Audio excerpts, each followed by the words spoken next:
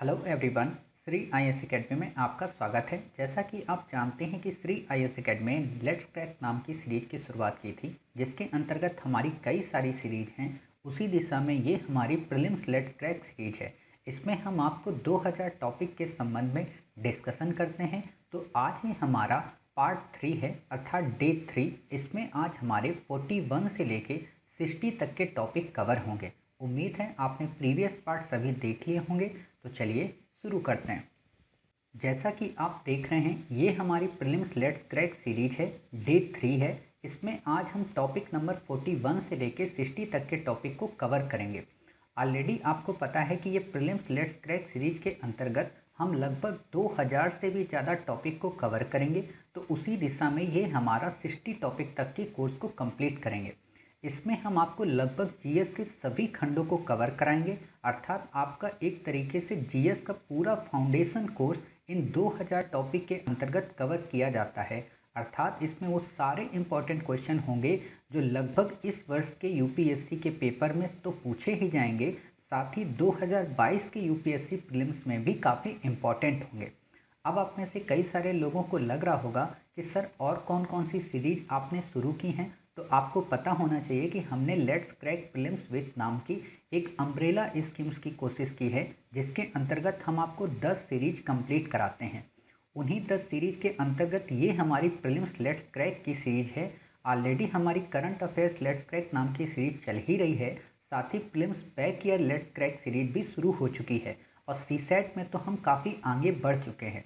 उम्मीद है आप सब ये अलग अलग यूट्यूब की प्लेलिस्ट में हमारे चैनल की जाकर देख रहे होंगे और अपने आप को अपडेट और अपग्रेड कर रहे होंगे, क्योंकि आपके पास इस समय काफ़ी कम है, अर्थात 90 दिन का ही समय शेष है। तो हम पूरी कोशिश कर रहे हैं कि आपको आने वाले 90 दिनों में इतना मजबूत बना दें कि आप 60+ क्वेश्चन सॉल्व कर कर यूपीएससी में आएँ और इस बात के लिए बिल्कुल निश्चिंत रहें कि आप मेरिट लिस्ट के अंतर्गत आ जाएंगे। क्लियर? तो हमारी पूरी यही कोशिश है, तो बिल्कुल भी आपको चिंता करने की आवश्यकता नहीं है। देखते हैं कि आज का हमारा पहला टॉपिक कौन सा है।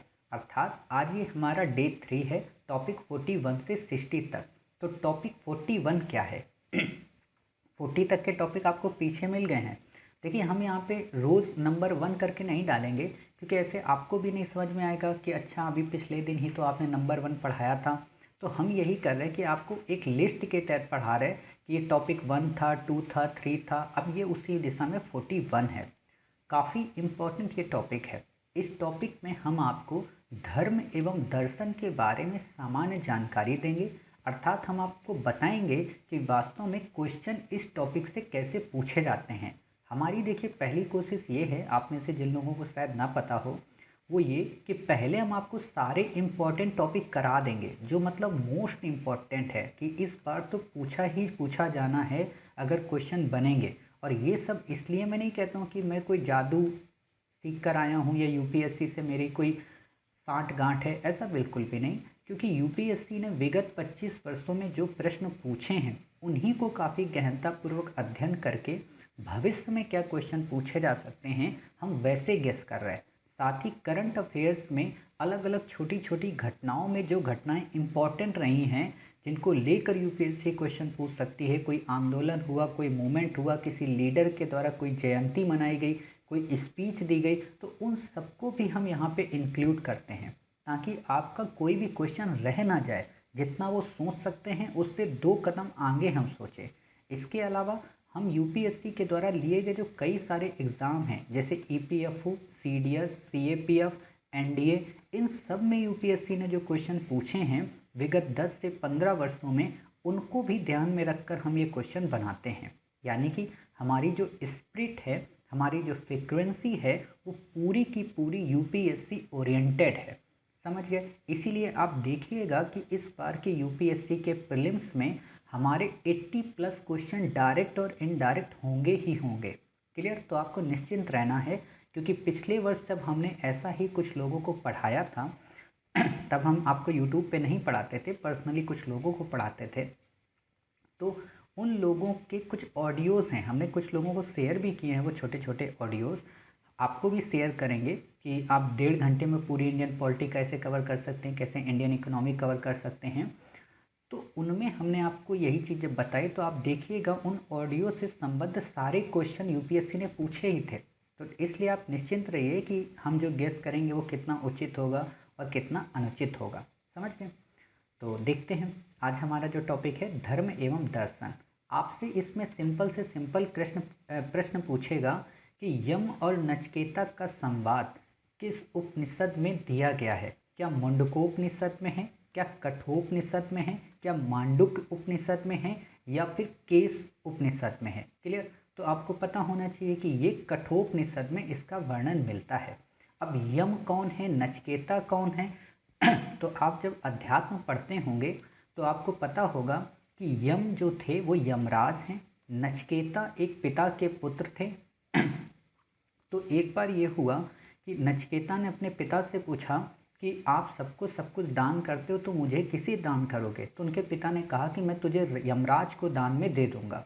तो नचिकेता चले गए यम से पूछने कि आप मेरे को ले लो, मेरे पिताजी ने मुझे दान में दे दिया है। तो उसी के बीच का जो संवाद है यम और नचिकेता का, उसका इसमें वर्णन मिलता है कठोपनिषद में।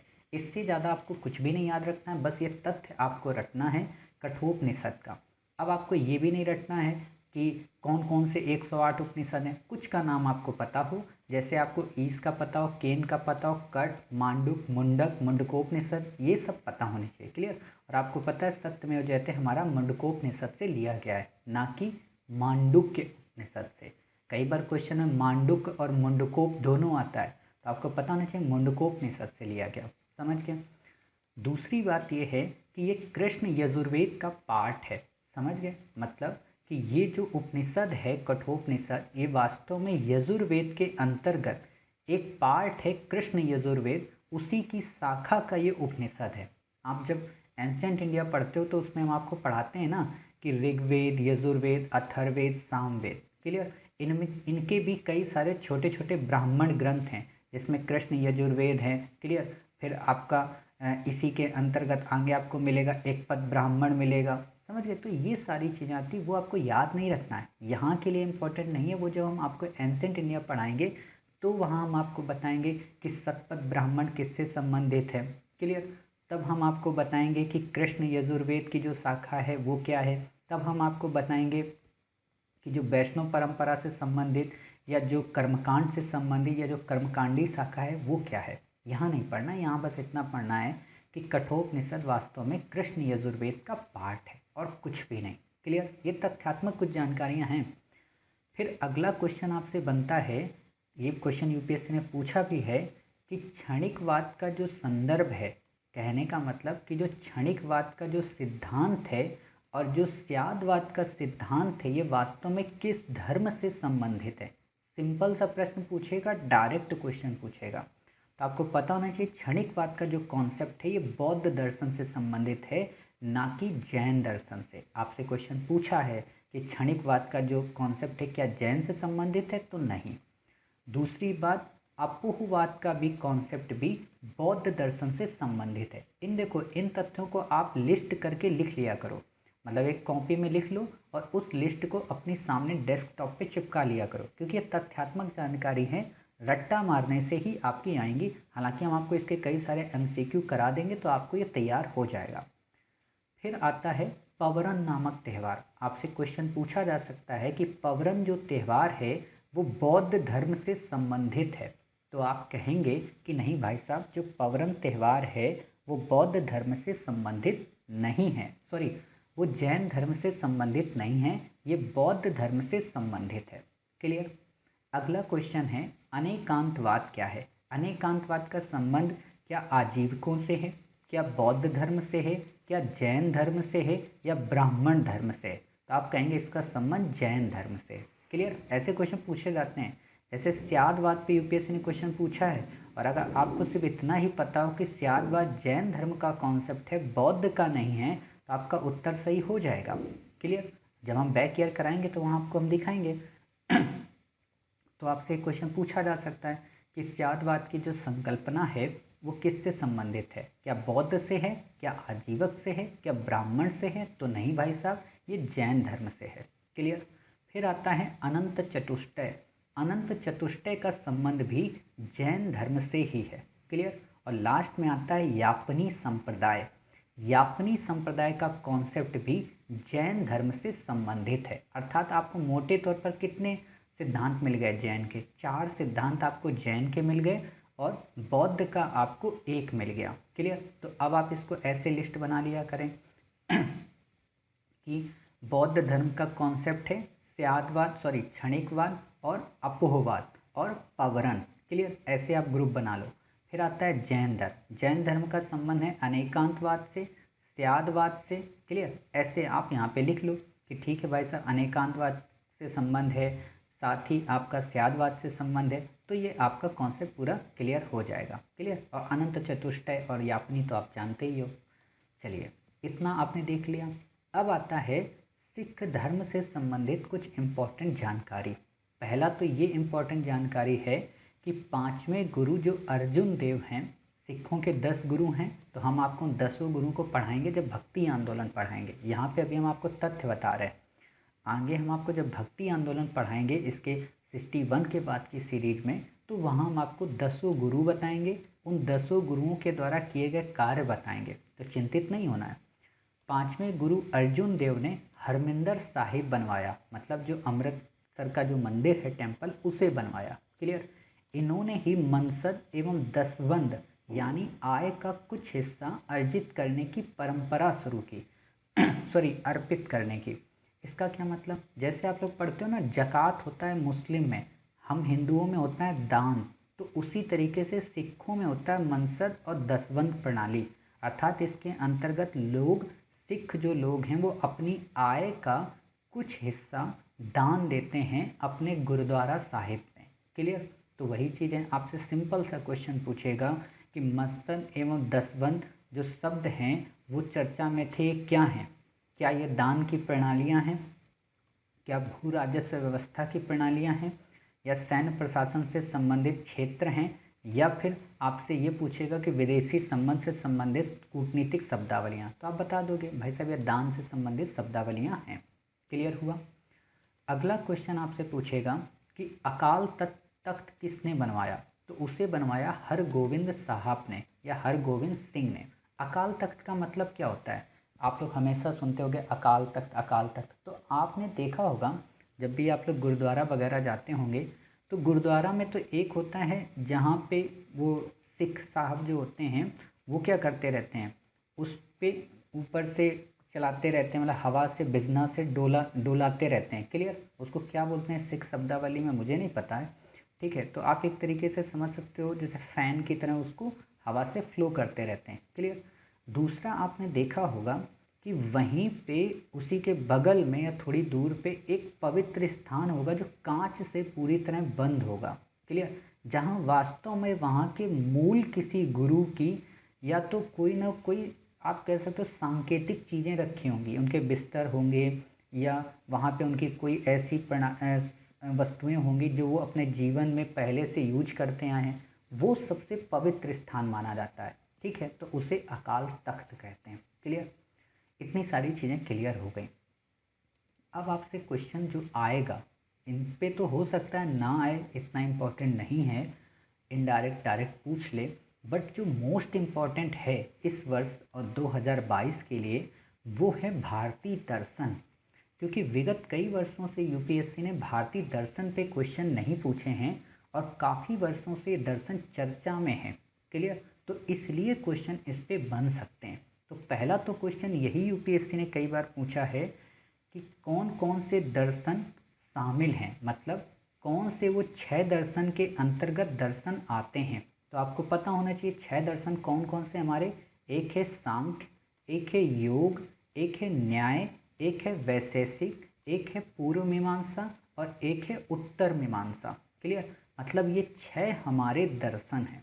अब इन 6 दर्शन को हम डेप्थ में भी पढ़ लेंगे तो हमें कॉन्सेप्ट और क्लियर हो जाएगा। अब यहाँ पे क्या होता है, एक दर्शन और दे देता है आपको चारवाहक, तो वो भारतीय षड दर्शन का पार्ट नहीं है। आपको षड दर्शन वर्ड लिख के आएगा, षड का मतलब होता है 6, क्यों, ये संस्कृत का वर्ड है। क्लियर। तो आपको ऐसे दे देगा कि निम्न में से कौन सा षड दर्शन का पार्ट नहीं है, तो आपको पता होना चाहिए चारवाहक नहीं है। क्लियर। एक और बात कि कि ये जो छः के छः दर्शन हैं ये सभी आस्तिक दर्शन हैं।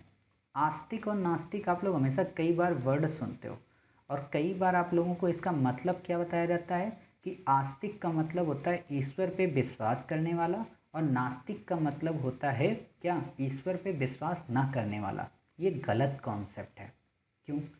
आस्तिक का मतलब होता है वेदों को मानने वाला और नास्तिक का मतलब होता है वेदों को ना मानने वाला। मतलब वेदों में ईश्वर के बारे में दिया गया है, ये एक ब्रॉड कॉन्सेप्ट है और वहाँ ईश्वर का जो स्वरूप है वो कई बार तो निराकार आकार में दिखाया गया, तो कई बार ईश्वर को बिना मूर्ति के अन्नदा वरदा और सुखदा के रूप में पूजा की गई, कई बार उसे प्रकृति पूजक भी माना गया। क्लियर? तो आप इस चीज़ को समझ सकते हो। एक और यहाँ पे मैं आपको कॉन्सेप्ट बताना चाहूँगा। जैसे अब बात आई है यहाँ तक तो कई सारे लोग हमेशा कंफ्यूज रहते हैं, खासतौर पर हिंदू धर्म की बुराई करने वाले लोग। वो हमेशा क्या कहते हैं कि हिंदू धर्म में 33 करोड़ देवी देवता हैं। आप हमेशा नाम सुनते होंगे 33 करोड़ देवी देवता। तो मैं यहाँ क्लियर कर दूँ, ये 33 करोड़ वर्ड ये गलत है। क्यों?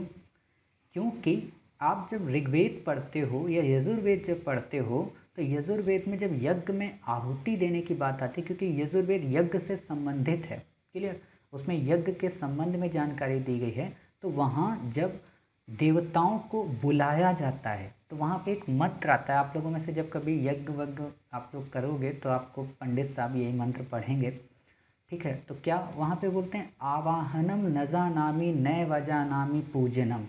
समझ गए? वहाँ पे जितने देवताओं को आवाहित किया जाता है, जिनको बुलाया जाता है सभी देवताओं को कि हे सभी देवता आप हमारे यहाँ आइए, हमारे इस यज्ञ में पार्टिसिपेट कीजिए और यज्ञ को पूर्णतया संपन्न और सफल बनाइए। तो वहाँ पे 33 करोड़ देवी देवता नहीं बुलाए जाते, वहाँ 33 कोटि के देवी देवता बुलाए जाते हैं। 33 कोटि का मतलब क्या है कि 33 प्रकार के देवी देवता हैं। और इसी कोटि का संस्कृत से जब हिंदी अनुवाद किया गया या इंग्लिश में जब अनुवाद किया गया तो किसने किया? अंग्रेजों ने किया। तो उन्होंने इसी कोटि को करोड़ मान लिया। समझ गए? तो ये गलत है। ये 33 कोटि करोड़ नहीं है, ये 33 कोटि है, 33 टाइप। अब इसी में नाम आ जाते हैं जैसे अग्नि के देवता, वायु के देवता, आकाश के देवता। इनमें आप देखोगे कई सारे देवता आपको मिलेंगे, अरुण, वरुण, यम, क्लियर, इंद्र, मित्र, वरुण, नासत्य। इनके जो टाइप टोटल आप मिला दोगे तो ये 33 बन जाते हैं और वास्तव में यही देवी देवता हैं हमारे। समझ गए? तो ये कॉन्सेप्ट समझना इसलिए ज़रूरी था क्योंकि आपके माता पिता या आपके कई सारे बुज़ुर्ग लोग परिवार में, तो उनको आप जब ये कॉन्सेप्ट समझाएंगे तो उनको लगेगा कि हाँ सच में हमारा बच्चा काफ़ी अच्छे से पढ़ रहा है और वो भारतीय धर्म और दर्शन के प्रति काफ़ी सहज है। और साथ ही वर्तमान सरकार के लिए भी आप काफ़ी अच्छे हो जाएंगे अगर आपको ये कॉन्सेप्ट पता होगा। क्यों? क्योंकि वर्तमान सरकार को आप अच्छे से जानते हो कि हिंदू धर्म की कितनी उनको ज़रूरत है, ठीक है।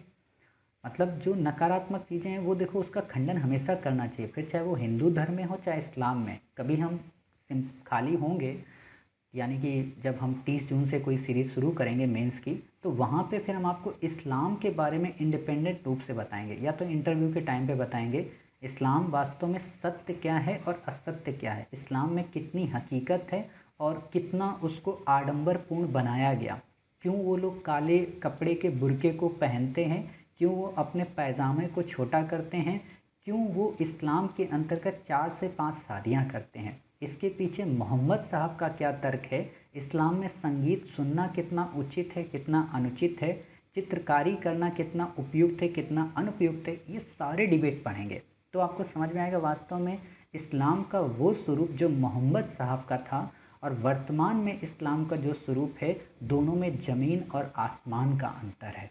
क्लियर? तो ये चीज़ हम कभी डिस्कस करेंगे, ऐसे ही ईसा मसीह को कभी पढ़ेंगे, ऐसे ही कभी हम गुरु ग्रंथ साहिब को पढ़ेंगे। जब एंशिएंट इंडिया पढ़ेंगे और मेडवल पढ़ेंगे तो ज़रूर पढ़ाएंगे, ठीक है, क्योंकि वहाँ पे तो हमें सारे टॉपिक कवर ही करने पड़ते हैं। तो मॉडर्न इंडिया हमारी चली रही है, तो वहाँ जब हम इस्लाम को सामाजिक सुधार आंदोलन पढ़ेंगे तो वहाँ आपको ज़रूर बताएंगे, ठीक है। तो खैर इतनी सारी डिबेट हो गई, कुछ आपके काम ही आया होगा। चलिए अब देखते हैं आस्तिक दर्शन, यानी कि वेदों की सत्ता को स्वीकार करते हैं, मतलब ये सभी के सभी दर्शन आस्तिक हैं। क्लियर? तो आपको ये कॉन्सेप्ट क्लियर हो गया कि हाँ, ये सब के सब ईश्वर की सत्ता, सॉरी वेदों की सत्ता को एक्सेप्ट करते हैं। मैंने सॉरी क्यों बोला? क्योंकि कुछ ऐसे हैं जो ईश्वर को नहीं मानते बल्कि प्रकृति को मानते हैं, वेदों को मानते हैं। क्लियर? तो अब एक एक करके हम देखेंगे। पहले हमारा आता है चारवाहक दर्शन, जो कि इन छयों से अलग है। चारवाहक वास्तव में एक मुनि थे। इनका क्या कहना था? इनका कहना था कि उधार लेके घी पियो। मतलब क्या? कि ये जो ज़िंदगी है ये बिल्कुल आपकी कंठस्थ है। अगर आपके जीवन में आईएएस बनना लिखा होगा तो आप बन जाओगे, बिना किसी मेहनत के। आप पढ़ाई मत करो, आप केवल पावरी करो, रोज़ सुबह शाम सिर्फ पावरी करो, पढ़ाई बिल्कुल भी मत करो। क्लियर? ये था चारवाहक दर्शन। कई सारे आप बच्चों को देखते होंगे मुखर्जी नगर या राजेंद्र नगर के रास्तों पे चाय में चुस्की लेते हुए डिबेट करते हैं, सिर्फ पावरी कर रहे होते हैं, वास्तव में पढ़ाई नहीं कर रहे होते हैं। तो आप समझ सकते हो वो चारवाहक दर्शन से प्रेरित होते हैं। समझ गए? अब ये है क्या? इसको लोकायत दर्शन के रूप में भी जाना जाता है। लोकायत का मतलब भौतिक, लोक। क्लियर? आप देखो इस वर्ड को आप संधि विच्छेद करो, लोक और आयत। लोक का मतलब क्या हुआ? हम लोग पढ़ते हैं ना भूलोक, स्वर्गलोक। तो लोक का मतलब होता है जगह या स्थान या भूमि या धरा। आयत का मतलब समांतर, मतलब ऊपर नीचे के बीच का जो क्षेत्र है वो है लोकायत। अर्थात इस आसमान और धरती के बीच में जो लोग रहते हैं, भौतिक जीवन जो है वो हो गया लोकायत। इसीलिए कहा जाता है इसे लोकायत दर्शन। क्लियर? दूसरी बात, इसे नास्तिक दर्शन भी कहते हैं। क्यों? क्योंकि ये ईश्वर को नहीं मानता है, और ईश्वर को नहीं मानता इसीलिए ये नास्तिक हो गया। ये वेदों को नहीं मानता इसीलिए ये नास्तिक हो गया। क्लियर? तो आपने ये चीज़ें देख ली। फिर आता है कि भौतिक विश्व ही सत्य है और उसे प्रत्यक्ष के माध्यम से ही जाना जा सकता है। मतलब ये क्या कहते हैं? ये कहते हैं कि प्रत्यक्ष ही प्रमाण है। जो हमारे सामने है वही सत्य है, जो सामने नहीं है वो सत्य नहीं है। मतलब हम ईश्वर को नहीं देख सकते तो ईश्वर नहीं है। हम वेदों के अंदर दी गई बातों को प्रूफ नहीं कर सकते तो मतलब वेद असत्य हैं, वो सत्य नहीं है। सत्य क्या है? भौतिक विश्व, ये पहाड़, ये पर्वत, ये नदियाँ, ये लोग, यहाँ का भौतिकवादी जीवन, यही सत्य है। और आत्मा और ईश्वर सब पराभौतिक है। आत्मा होती है या नहीं होती ये कुछ भी नहीं पता, ईश्वर होता है या नहीं होता नहीं पता, इसलिए हम इनको एक्सेप्ट नहीं कर सकते। कहने का मतलब कई प्रकार के लोगों से आप जब मिलते होगे ना, तो वो क्या कहते हैं? इस दुनिया में ईश्वर नहीं है, इस दुनिया में भोग और विलासिता के जीवन से अगर हम जिएं, जैसे आप कई बार यूट्यूब पे या कई हमारे न्यूज़ चैनल्स के लोग आपको नहीं दिखाते हैं कि विजय माल्या देखिए कितनी लग्जरीज लाइफ जीत रहा है, किस तरीके से वो अपने आप को इस भौतिक जीवन में आडंबरशील बनाए हुए। तो ये क्या है? ये वास्तव में चारवाहक दर्शन से प्रेरित लोग हैं। मंदिर जाएंगे तो अपनी मर्जी से जाएंगे, नहीं जाना है तो नहीं जाना है। क्लियर? जितने दुनिया भर के पाप हैं सारे कर लेंगे, चाहे लीडर्स की बात हो, किसी की भी बात हो। तो ये लोग क्या हैं? ये सब के सब चारवाहक दर्शन से प्रेरित हैं। इनको ईश्वर का भय नहीं है।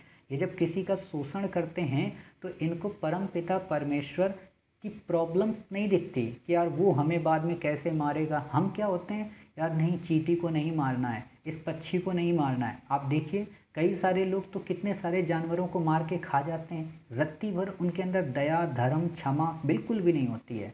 क्या सोचते हैं? नहीं यार, बना है खाने के लिए तो खाएंगे। जैसे कई बार मैं कई सारे दोस्तों से जब मिलता हूँ तो वो क्या कहते हैं मुझसे, जैसे एक बार एक पर्सन से मैं मिला तो वो उस समय शिवरात्रि चल रही थी, इस वर्ष की नहीं पिछले वर्ष की। तो वहाँ पे शिवरात्रि उस समय मार्च में सीजन शुरू ही होता है।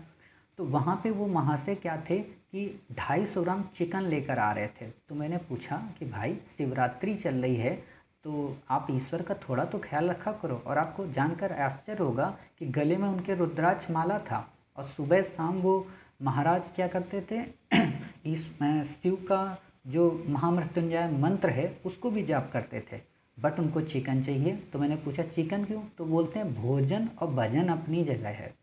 भोजन और भजन के बीच, भजन और भगवान के बीच में भोजन को मैं नहीं रखता हूँ। भोजन मुझे करना है तो करना है। मैंने कहा सही है। तो ऐसे भी लोग होते हैं जो भौतिकवादी जीवन में जीते हैं। क्लियर? तो आप समझ गए। आपसे इन्हीं लाइनों पे क्वेश्चन पूछेगा, आपसे क्वेश्चन इसका एक और पूछेगा। हालांकि जब आपको क्वेश्चन कराएंगे तो आप बताएंगे इसे लोकायत दर्शन भी कहते हैं, ये नास्तिक दर्शन है, ये इसके अंतर्गत भौतिक विश्व ही सत्य है और उसे प्रत्यक्ष के माध्यम से ही जाना जा सकता है। इसने आत्मा और ईश्वर को पराभौतिक माना, इसलिए स्वीकार नहीं किया। उपयुक्त विशेषताएं किस दर्शन के संदर्भ में कही गई? न्याय दर्शन के संदर्भ में, सांख्य के दर्शन में, वैशेषिक के और चारवाहक के। तो आप कहेंगे सर चारवाहक के क्यों? क्योंकि मास्टर ने हमको लोकायत भी बता दिया था, नास्तिक भी बता दिया था, भौतिक भी बता दिया था। क्लियर? तो आपकी पूरी कहानी कंक्लूड हो गई। उम्मीद है आपको समझ में आ गया होगा। चलिए अगला है हमारा सांख्य दर्शन। यूपीएससी ने इस पर क्वेश्चन पूछ लिया है, बट फिर से क्वेश्चन पूछा जा सकता है। तो पहला तो क्वेश्चन ये बनेगा कि सांख्य दर्शन को किस मुनि के द्वारा कंपाइल किया गया या किनके द्वारा लिखा गया? देखो, मुनि हो, ऋषि हो, ऋषिवर हो, गुरु हो, आचार्य हो, ये सब अलग अलग वर्ड हैं। बट हम लोग आज के ज़माने में क्या करते हैं ना, सबको एक साथ कंपाइल कर देते हैं कि जो मुनि होता है वो वास्तव में ऋषि होता है, जो ऋषि होता है वही वास्तव में आचार्य होता है, जो आचार्य होता है वही वास्तव में गुरु होता है, वही अध्यापक होता है। नहीं, सबका अलग अलग है। जब कभी हम टाइम मिलेगा इंटरव्यू के बाद तो फिलोसफिकल बातें हम कभी करेंगे मुनि के संदर्भ में कि मुनि किसको कहते हैं। आप हमेशा जब आरती करते होगे एक हे शारदेमा, हे शारदेमा, तो वहाँ पे एक लाइन आती है, मुनियों ने जाना गुनियों ने समझा, है ना? तो वहाँ पे ये बात यही आती है कि मुनियों ने जाना, मतलब मुनि समझ पाए वास्तव में आपको कि आप में जो ज्ञान है, जो विद्या है, जो विवेक है, वो उन्हें कैसे प्राप्त हो। क्लियर? तो कपिल मुनि ने सांख्य दर्शन को लिखा। क्लियर? पहला क्वेश्चन आपसे ये पूछेगा, मैचिंग को दे देगा। सांख्य दर्शन को लिखा किसने? कपिल मुनि ने। न्याय को गौतम ने, पतंजलि ने, योग को पूछेगा इनमें से कौन से सुमेलित हैं? तो आपको भाई साहब तीनों सुमेलित हैं। एक तो ये क्वेश्चन बनता है। फिर इंडिपेंडेंट रूप से क्वेश्चन सांख्य दर्शन को बनेगा क्या कि ये भारत का प्राचीनतम दर्शन है। तो आप कहेंगे बिल्कुल सर, ये भारत का प्राचीनतम दर्शन है। ये आत्मा के आवागमन एवं पुनर्जन्म के सिद्धांत को स्वीकार करता है। काफ़ी इम्पोर्टेंट लाइन है। क्यों इम्पोर्टेंट है? अभी आपने पढ़ा ना चारवाहक, उसमें आत्मा को नहीं स्वीकारा जाता, उसमें ईश्वर को नहीं स्वीकारा जाता। बट सांख्य दर्शन में आत्मा के आवागमन को स्वीकारा जाता है, पुनर्जन्म के सिद्धांत को भी स्वीकारा जाता है। मतलब ये श्रीमद् भागवत गीता के परम पिता परमेश्वर श्री कृष्ण की उस बात को प्रेरित करता है कि नैनम छिन्दन्ति शस्त्राणि नैनम दहति पावका। तो ये बात की जाती है कि आत्मा के आवागमन, मतलब आत्मा कभी नहीं मरती, न उसे कभी समाप्त किया जा सकता, बल्कि ये शरीर को बदलती रहती है। आज कभी इस शरीर में है तो कभी दूसरे शरीर में है। क्लियर? आप में से जिन लोगों के पास हरे रामा हरे कृष्णा की श्रीमद् भागवत गीता होगी तो उसमें आप 2-3 पेज पलट कर देखिएगा तो वहाँ पे आत्मा के प्रवेश को दिखाया गया है। कई सारे उसमें चित्र बने हैं, तो उनको आप देखिएगा, काफ़ी अच्छे चित्र हैं। क्लियर? उसी में आपको पुनर्जन्म का कॉन्सेप्ट समझाया गया। कई बार आप लोग हमेशा देखते होगे ना कि कई बार क्या होता है कि आपके दादाजी या दादी जी या आपके कहीं फैमिली में या कोई मेंबर जब एक उम्र को प्राप्त कर लेता है और वो फिर स्वर्ग की प्राप्ति हो जाती है उसको, तो उसी समय कोई बालक या कोई शिशु आपके घर में अगर जन्म ले लेता है तो आप ये मान कर चलने लगते हो कि वास्तव में दादाजी ही आ गए, दादी जी ही आ गई। मतलब आपको क्या होता है, पुनर्जन्म की कॉन्सेप्ट पता होती है। और कई बार तो आपने देखा होगा कई सारे ऐसे बच्चे आपको मिल जाएंगे गूगल पे, यूट्यूब पे, जिनको कहा जाता है कि उनको पुनर्जन्म की बातें पता हैं। ठीक है, तो ऐसे भी कॉन्सेप्ट हैं। और आपको पता है श्रीमद् भागवत गीता में भी भगवान कृष्ण अर्जुन को उनके सभी पूर्व पुनर्जन्म के जितने भी उनके जन्म हुए थे उनका कारण भी बता देते हैं कि आप पहले क्या थे, अब क्या हुए। तो ऐसे आप समझ सकते हो कि पुनर्जन्म के कॉन्सेप्ट को एक्सेप्ट करता है, पहला चीज़। दूसरी जो लाइन सबसे इम्पोर्टेंट है वो ये कि ये जगत की उत्पत्ति के लिए ईश्वर से नहीं अपितु प्रकृति से होने की बात करता है। मतलब ये कहता है कि ईश्वर ने इस जगत का निर्माण नहीं किया। अब यहीं से श्रीमद् भागवत गीता से अलग हो जाता है। क्यों? श्रीमद् भागवत गीता में ईश्वर मतलब परमपिता परमेश्वर श्री कृष्ण ने अपने विराट रूप में यह दिखाया कि मुझसे ही ये सारी पृथ्वी जन्मी है और मैं अजन्मा हूँ। मतलब मुझे बार बार जन्म लेना पड़ता है, लेकिन मैं किसी गर्भ से नहीं निकला हूँ। क्लियर? मुझे जीवन में कभी जन्म नहीं लेना पड़ेगा, ये बात वो कहते हैं। और मैं ही इस जगत का परम पिता परमेश्वर हूँ, मुझ में ही ये सारे लोक समाये हुए हैं, ये बात कहते हैं श्रीमद् भागवत गीता में। बट क्या है कि सांख्य दर्शन कहता है कि नहीं, ईश्वर से नहीं हुई है जगत की उत्पत्ति, प्रकृति से हुई है जगत की उत्पत्ति। मतलब प्रकृति अलग है। प्रकृति का मतलब क्या कि प्रकृति का मतलब नेचर, नेचर का मतलब ये ब्रह्मांड, और इस ब्रह्मांड के संचालक से नहीं बल्कि ये ब्रह्मांड ने ही अपने आप को इतना इवॉल्व किया कि वो एक जगत के रूप में उत्पन्न हुआ। क्लियर? तो आप ये देख सकते हैं। साथ ही इसी का एक कॉन्सेप्ट है विकासवाद का। काफ़ी बार आपसे क्वेश्चन पूछा जा सकता है कि विकासवाद का सिद्धांत किस दर्शन से संबंधित है। तो आपको पता होना चाहिए कि ये सिद्धांत सांख्य दर्शन से प्रेरित है। क्लियर?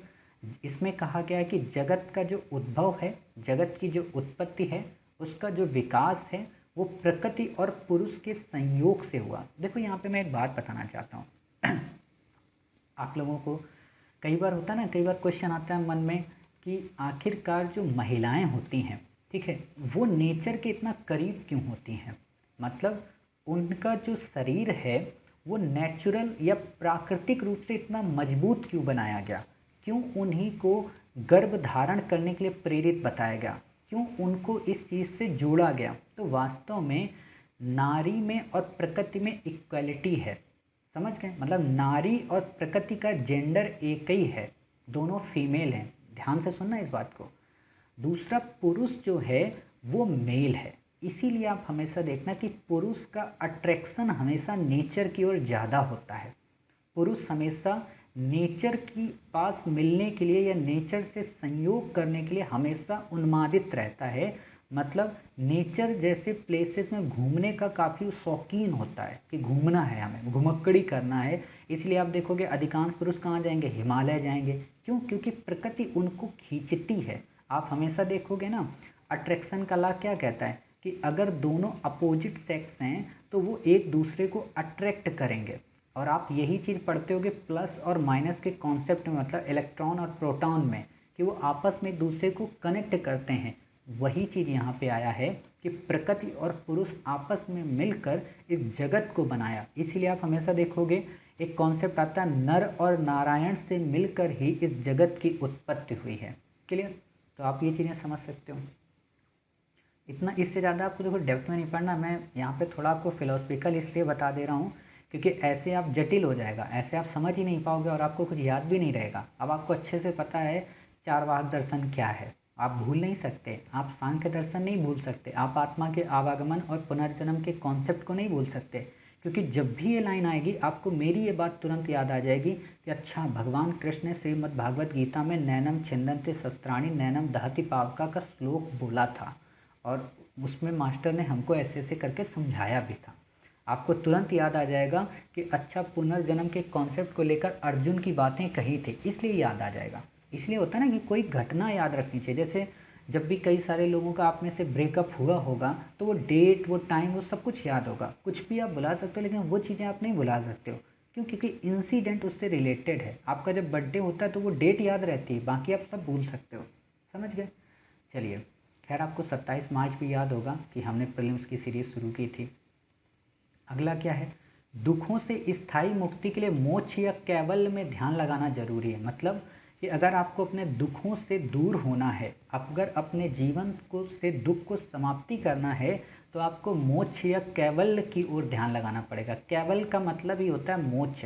कैवल्य वास्तव में ये जैन धर्म का शब्द है। क्लियर? मोक्ष की प्राप्ति कैसे होगी? आत्मज्ञान से। ये याद रखना, मोक्ष की प्राप्ति कैसे होगी? आत्मज्ञान से। मतलब हमारे अंदर का जो नॉलेज है वो हमें वास्तव में मोक्ष की प्राप्ति दिलाएगा। जैसे आप में से जब सब लोग आईएएस बन जाओगे तो आपको आत्मज्ञान हो जाएगा कि हाँ, पैसा इतना कोई इम्पोर्टेंट नहीं है, आईएएस की जॉब इतनी इम्पोर्टेंट नहीं है, सबसे इम्पोर्टेंट है हमारे अंदर की नैतिकता, हमारे अंदर का इथिकल बिहेवियर। तो आप समझ जाओगे कि वास्तव में यही मोक्ष है। समझ गए? उससे ज़्यादा आपसे क्वेश्चन सांख्य दर्शन में नहीं पूछेगा। आपसे वहाँ बस एक क्वेश्चन यही बन सकता है क्या, कि ये दर्शन आत्मा के आवागमन एवं पुनर्जन्म के सिद्धांत को मानता है, ये प्रकृति की उत्पत्ति को जगत की उत्पत्ति का कारण प्रकृति को मानता है, न कि ईश्वर को। साथ ही इसमें क्या है बताइए, मोक्ष की प्राप्ति के लिए आत्मज्ञान को प्रमुखता दी गई है। उपयुक्त में से कौन सी बातें निम्न दर्शन से संबंधित हैं, योग से, न्याय से, सांख्य से, पूर्व मीमांसा से। तो आप बता देंगे सांख्य से, बस, इससे ज़्यादा कुछ भी नहीं।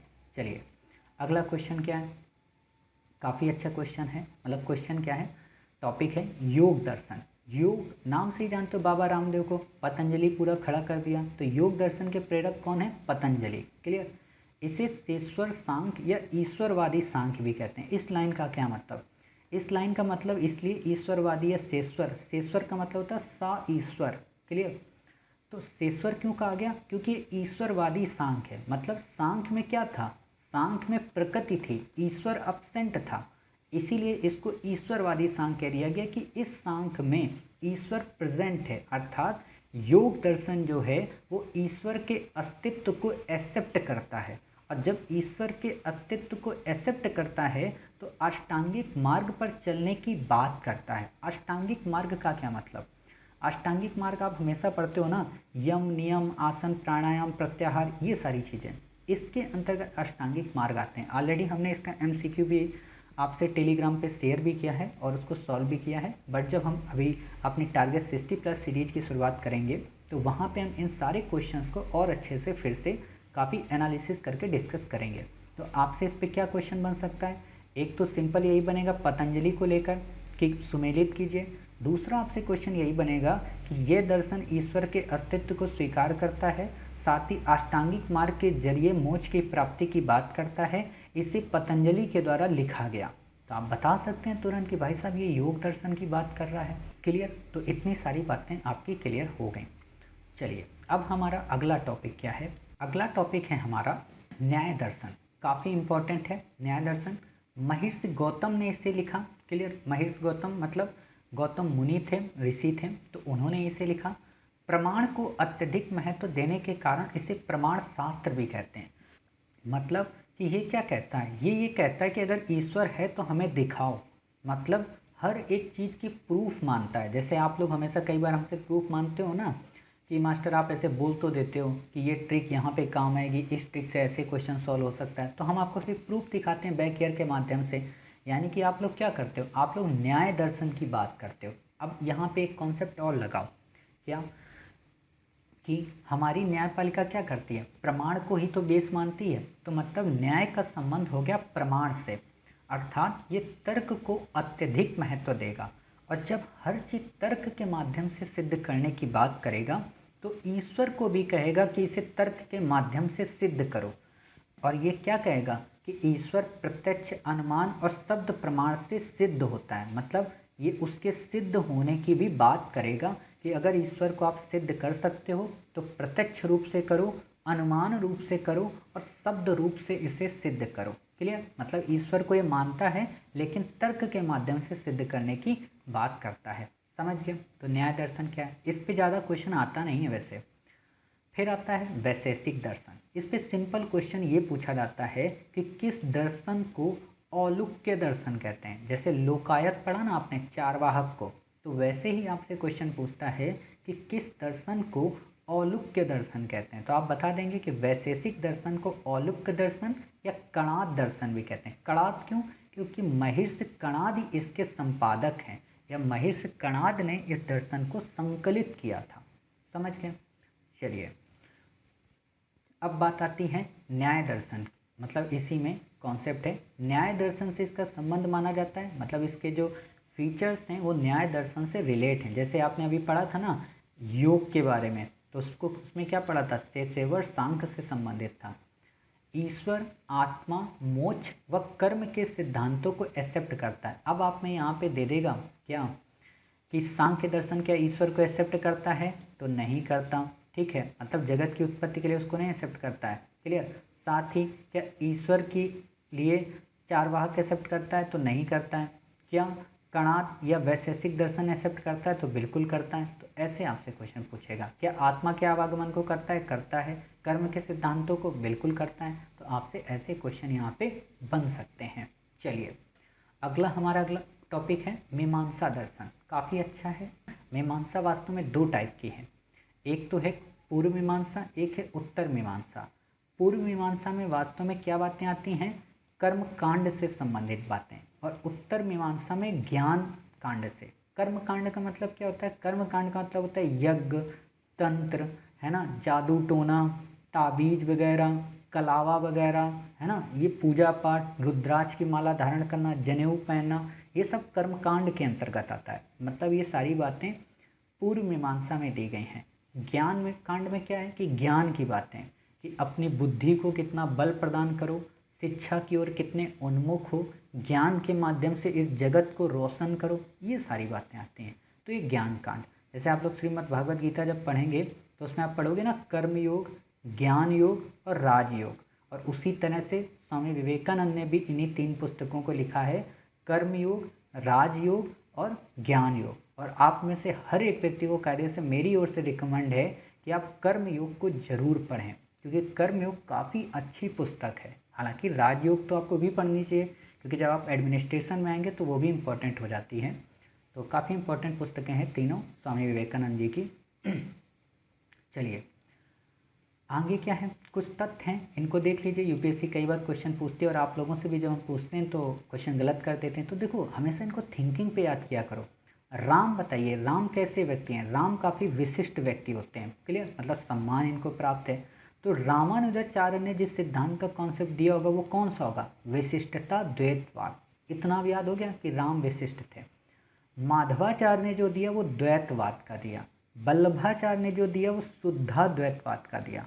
निम्बकाचार्य ने जो दिया वो द्वैताद्वैत या भेदाभेद भाव का दिया, भेदाभेदवाद का दिया। क्लियर? अब आपको इतना बस याद रखना तथ्य के रूप में। कई सारे लोगों को लग रहा होगा सर क्या ये टॉपिक खत्म हो गया माधवाचार्य, वल्लभाचार्य, निम्बकाचार्य का? तो नहीं, हम अभी जब भक्ति आंदोलन पढ़ेंगे इसी के अगले पार्ट में, तो वहाँ पे हम आपको इनका डेप्थ में बताएंगे। क्लियर? तो अभी तो हम आपको सिर्फ दर्शन बता रहे हैं, धर्म तो अभी हमने आपको बताया नहीं। क्लियर? तो इस तरीके से आपने 47 टॉपिक तक कवर कर लिए दर्शन को। इससे ज़्यादा आपको दर्शन ना तो किसी पुस्तक से पढ़ना है, ना कोई नोट्स से पढ़ना है, कहीं से कुछ भी नहीं पढ़ना है। क्लियर? तो दर्शन का टॉपिक आपका कंप्लीट हो गया। अब आप जैसा कि जानते हैं कि हमने साइंस टेक की सीरीज भी शुरू कर दी थी और उसमें हमने आपको पिछले पार्ट में ऑर्बिट के बारे में बता दिया था कि ऑर्बिट क्या होते हैं, फ्यूल क्या होता है, सॉलिड फ्यूल क्या होता है, लिक्विड फ्यूल क्या होता है, दोनों में डिफरेंस क्या होता है, दोनों के उपयोग क्या होते हैं। तो उसी दिशा में अब आगे बढ़ते हुए हम इंडियन लॉन्च व्हीकल्स के हिस्ट्री को पास्ट से लेके प्रेजेंट तक की जर्नी का अध्ययन करेंगे कि वास्तव में जो हमारा इसरो है इसने किस तरीके से स्पेस की फील्ड में प्रगति की और आज कैसे प्रगति की ओर उन्मुख हो रहा। आप में से कई सारे बच्चों को लगता होगा कि सर साइंस टेक पे इस पे क्वेश्चन कैसे आएगा। तो आप में से जिन लोगों ने बैक ईयर नहीं पढ़ा तो पढ़िएगा, वहाँ आपको सीधे पूछ देगा कि PSLV में कितनी स्टेजेस होती हैं। साथ ही आपसे पूछ देगा कि GSLV मैक 3 के द्वारा कितने 1000 किलोमीटर तक की दूरी तय की जा सकती है। और यहाँ तक कि आपने देखा होगा 2011 का जब हम पेपर सॉल्व कर रहे थे तो जियो स्टेशनरी ऑर्बिट की लेंथ पे ही क्वेश्चन पूछा था और उसने क्या दिया था 22,785, जबकि था क्या 35,785 या कहें 36,000, तो वो गलत हो जाता है। तो इसलिए क्वेश्चन आ जाएगा। हाँ, आपसे SLV नहीं पूछेगा, ASLV नहीं पूछेगा, आपसे PSLV पूछेगा। और हालांकि अब PSLV भी नहीं पूछेगा, आपसे GSLV मैक 2 या तो पूछेगा या GSLV मैक 3 पूछेगा। और या तो मोस्ट इम्पॉर्टेंट है RLV TD और स्क्रैमजेट इंजन। तो आज हम इन सभी टॉपिक को काफ़ी अच्छे से काफ़ी डेप्थ पूर्वक कंप्लीट करेंगे और समझेंगे कि वास्तव में टॉपिक से क्वेश्चन कैसे आएंगे और इनका बेसिक से बेसिक मतलब क्या है और इंडिया ने कैसे जर्नी की अपनी शुरुआत की। तो पहली बात आती है हमारे यहाँ SLV की। जैसे आप यहाँ पे डायग्राम में देख रहे हैं ये लॉन्च व्हीकल्स हैं सारे के सारे, ठीक है। तो पहली जो जर्नी की बात आती है वो आती है SLV की। SLV का मतलब होता है सैटेलाइट लॉन्च व्हीकल। ये शुरुआती दौर का एक सैटेलाइट था। अभी हम इसके फीचर देखेंगे, अभी हम यहाँ आपको बस बता दे रहे हैं। लेकिन ये काफ़ी कम पेलोड को, मतलब काफ़ी कम वजन के उपग्रह को काफ़ी निम्न स्तर के, मतलब लो अर्थ ऑर्बिट तक ही उसे डिप्लॉय कर पाता था, क्लियर, या प्रमोचित कर पाता था। हिंदी में प्रमोचित होता है। उसी के बाद आता है ASLV, मतलब इसी का थोड़ा अपडेट वर्जन, यानी कि आगुमेंटेटेड सेटेलाइट लॉन्च व्हीकल। याद नहीं रखना है, फुल फॉर्म में नहीं याद रखना है, कुछ नहीं याद रखना है, क्लियर। ये जब आया तो इसमें कुछ स्थिति परिपक्व हुई, लेकिन आगे चलकर हमारा आता है PSLV, अर्थात polar satellite launch vehicle. India का सबसे सक्सेसफुल, बल्कि दुनिया का सबसे सक्सेसफुल ये लॉन्च व्हीकल है। इसने अपनी जर्नी को सिर्फ एक बार केवल फेल हुआ, बाकी इसके बाद कभी ये फेल ही नहीं हुआ। मतलब काफ़ी टैलेंटेड रूप से इसे बनाया गया। इसके क्या फीचर होते हैं, ये स्ट्रैप ऑन बूस्टर्स क्या होती हैं, इन सबको हम पढ़ेंगे, क्लियर। उसके बाद आया GSLV। GSLV के कई सारे वर्जन आए, जिसमें मैक 2 आया और मैक 3 आया। ये वास्तव में GSLV का मैक 2 है। मैक 2 का मतलब क्या है, जैसे आप लोग 2.0 पढ़ते हो ना, जैसे आप Realme 7 Realme Pro पढ़ते हो, या Apple i Pro पढ़ते हो, या Apple 12 Pro पढ़ते हो, या मैक्स पढ़ते हो, तो बिल्कुल वही चीज़ है कि यहाँ पे इसका नाम है MK का वर्जन, कि किस वर्जन का है, क्लियर। फिर आता है GSLV मैक 3, अर्थात इस पर क्रायोजेनिक इंजन का काफ़ी अच्छे से उपयोग किया गया। हालांकि GSLV में इसमें भी क्रायोजेनिक का इंजन का उपयोग किया गया, बट वही है ना, थ्रस्ट इसमें काफ़ी ज़्यादा था। तो ये सारी चीज़ें हमने देख ली मोटे तौर पर। अब इनको देखो, काफ़ी डेप्थ में नहीं पढ़ना है। डेप्थ मतलब ऐसे नहीं पढ़ना है कि इसकी नोज़ ऐसे क्यों बनाई जाती है, इस पर ऐसी डिज़ाइन क्यों बनाएगी, कलर ऐसा क्यों किया गया, ये कुछ नहीं पढ़ना है, समझ गए। हमें बस इतना पढ़ना था कि अच्छा ये है। अब जो इम्पोर्टेंट बनेगा क्वेश्चन वो क्या बनेगा, वो बनेगा एक तो इसमें कितनी स्टेजेस होती हैं, उन स्टेजेस में जो फ्यूल होता है वो किस अवस्था में होता है, क्या सब में लिक्विड होता है या सब में लिक्विड और सॉलिड होता है। फिर स्ट्रैप ऑन बूस्टर्स का क्या उपयोग है, ये कैसे लॉन्च पेलोड को डिप्लॉय करता है, ये सारी चीज़ों पे क्वेश्चन बनेगा। तो हम उनको देखेंगे 3D इमेजिन के माध्यम से और साथ ही 3D वीडियो के माध्यम से। तो आपने इतना देख लिया, अब एक एक करके पढ़ लेते हैं। तो जैसे कि ये सारे पूरे नाम हैं, आप देख सकते हो। MK का मतलब वर्जन होता है। अब आता है SLV। ज़्यादा इसको नहीं पढ़ना है, इसलिए जल्दी से देख लेंगे कि SLV का पूरा नाम है सैटेलाइट लॉन्च व्हीकल। भारत का पहला एक्सपेरिमेंटल रॉकेट था, मतलब प्रायोगिक रॉकेट था। इसमें चेक किया जाता था कि कैसे हम अपने पेलोड्स को स्पेस के बाहर डिप्लॉय कर सकते हैं, क्लियर। इसमें 4 स्टेजेस होती हैं, मतलब ये आपका अगर SLV है तो इसमें 1 2 3 और ये 4 स्टेजेस होती हैं, मतलब ये 4 स्टेज का बना हुआ एक रॉकेट होता था। पहला क्वेश्चन तो आपको ये पता होना चाहिए। दूसरी बात जो मोस्ट इम्पॉर्टेंट है वो क्या, कि चारों स्टेजेस में सॉलिड फ्यूल का इस्तेमाल किया जाता था। अब आप बताइए सॉलिड फ्यूल का क्या मतलब होता है, याद करिए, आपको अच्छे से याद है। बिल्कुल सही आपने जवाब दिया कि सर सॉलिड फ्यूल का मतलब ये होता है कि ऑक्सीडाइजर के साथ में ही फ्यूल को मिक्स कर दिया जाए, मतलब ऑक्सीडाइजर और जो फ्यूल होता है उनका जो चैम्बर है वो अलग अलग ना होकर एक साथ ही हो, क्लियर।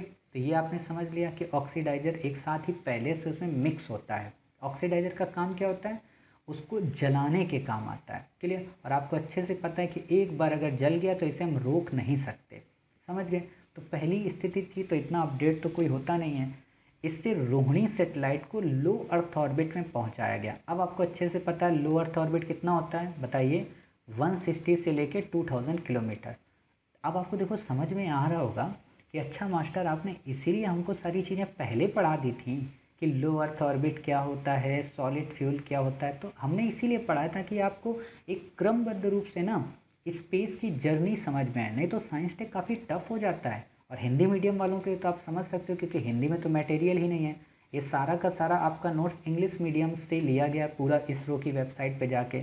अभी आप खुद ही इसमें कुछ पेजेस देखेंगे, क्योंकि हिंदी की कोई बुक नहीं है। देखो इस भ्रम में मत रहना कि हिंदी मीडियम वालों के लिए बहुत सारा नोट्स है, कुछ भी नहीं है। वो इंग्लिश से ही कंपाइल होके आता है, और हम पूरी कोशिश इसलिए करते हैं कि हम आपको इंग्लिश मीडियम को हिंदी मीडियम में कंपाइल करके पढ़ा दें।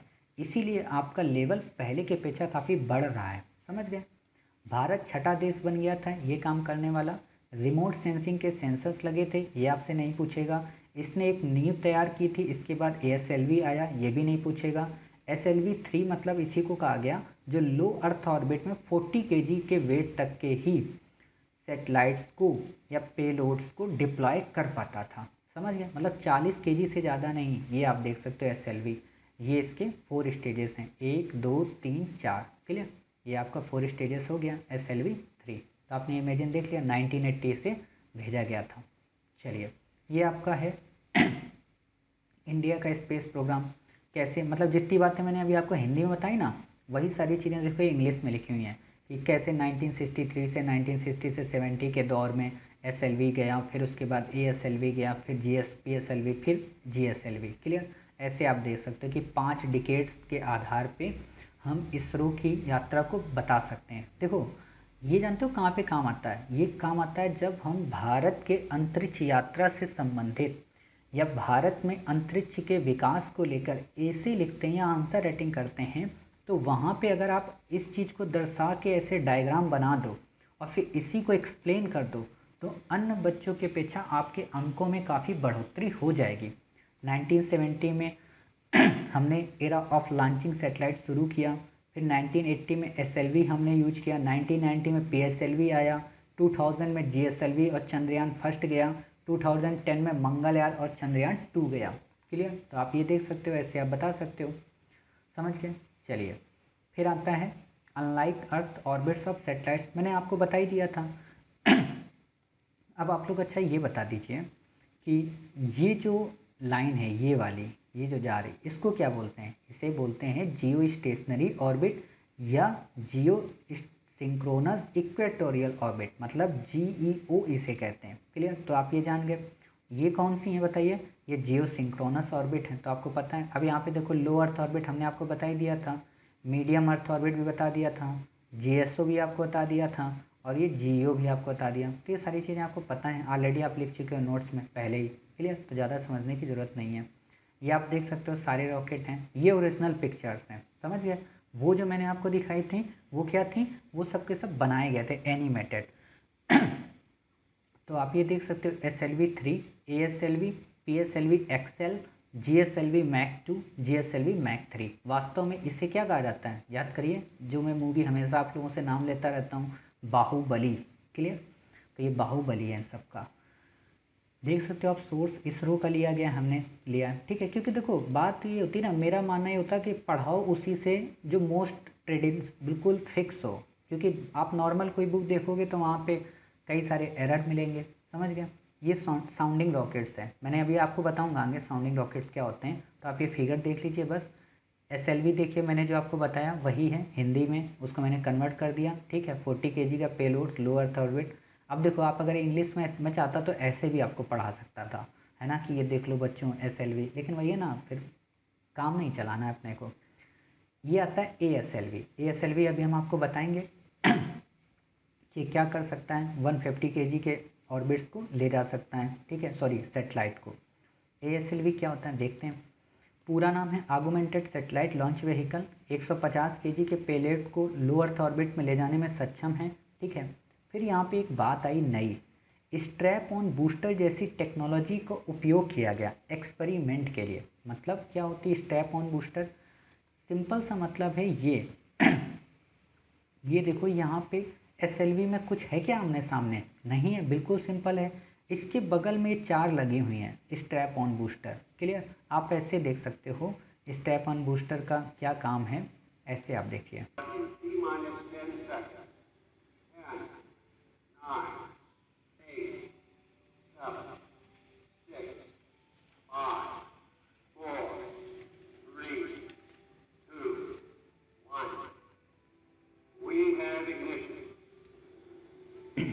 ये देखिए, आप देख रहे हैं।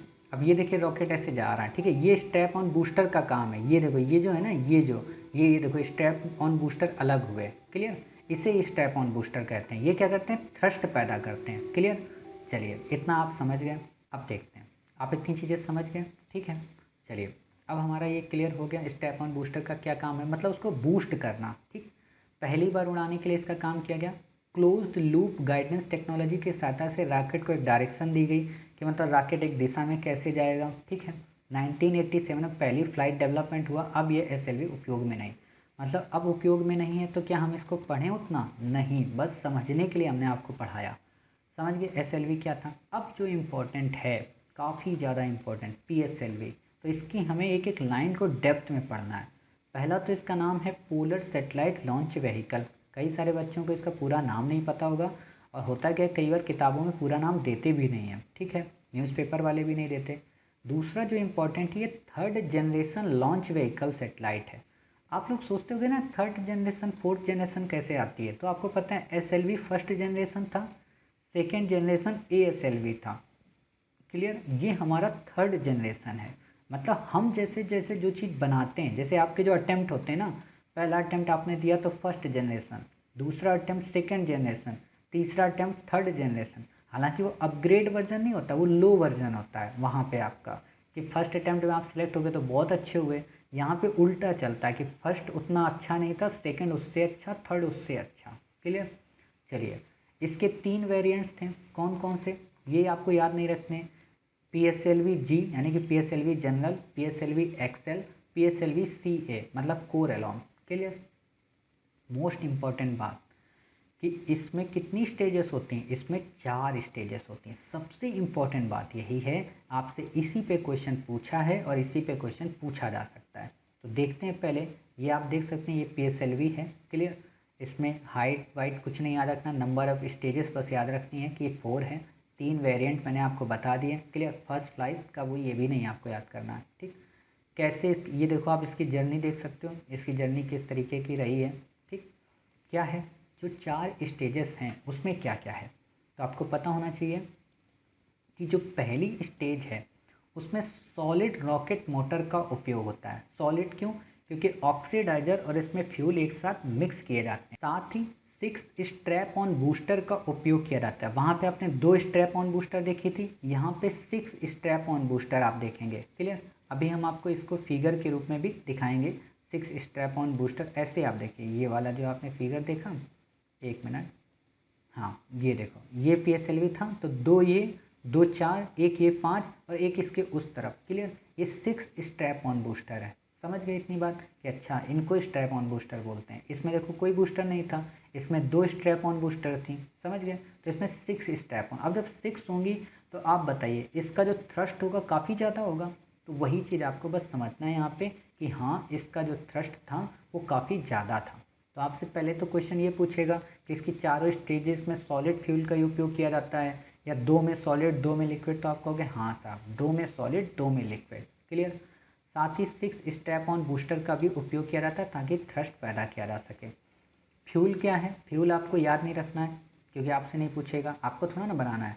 ज़्यादातर रॉकेट के फर्स्ट स्टेज में सॉलिड फ्यूल का ही उपयोग किया जाता है। काफ़ी इंपॉर्टेंट लाइन है, क्यों, क्योंकि आप ये बताओ कि जब एक साथ मिक्स होगा तो हम यहाँ तो ख़त्म हो जाएगा कोई बात नहीं, हम अपने दूसरे टैंक से कंट्रोल करने की शुरुआत करेंगे। मतलब पहले में सॉलिड रहेगा क्योंकि ज़रूरत पड़ती है इसको ज़्यादा से ज़्यादा थ्रस्ट देने की। आपने अभी देखा ना वीडियो में कि किस तरीके से उसको उड़ान भरनी होती है। तो स्ट्रैप ऑन बूस्टर और ये थ्रस्ट पैदा करने के लिए हमें सॉलिड फ्यूल की ज़रूरत पड़ती है।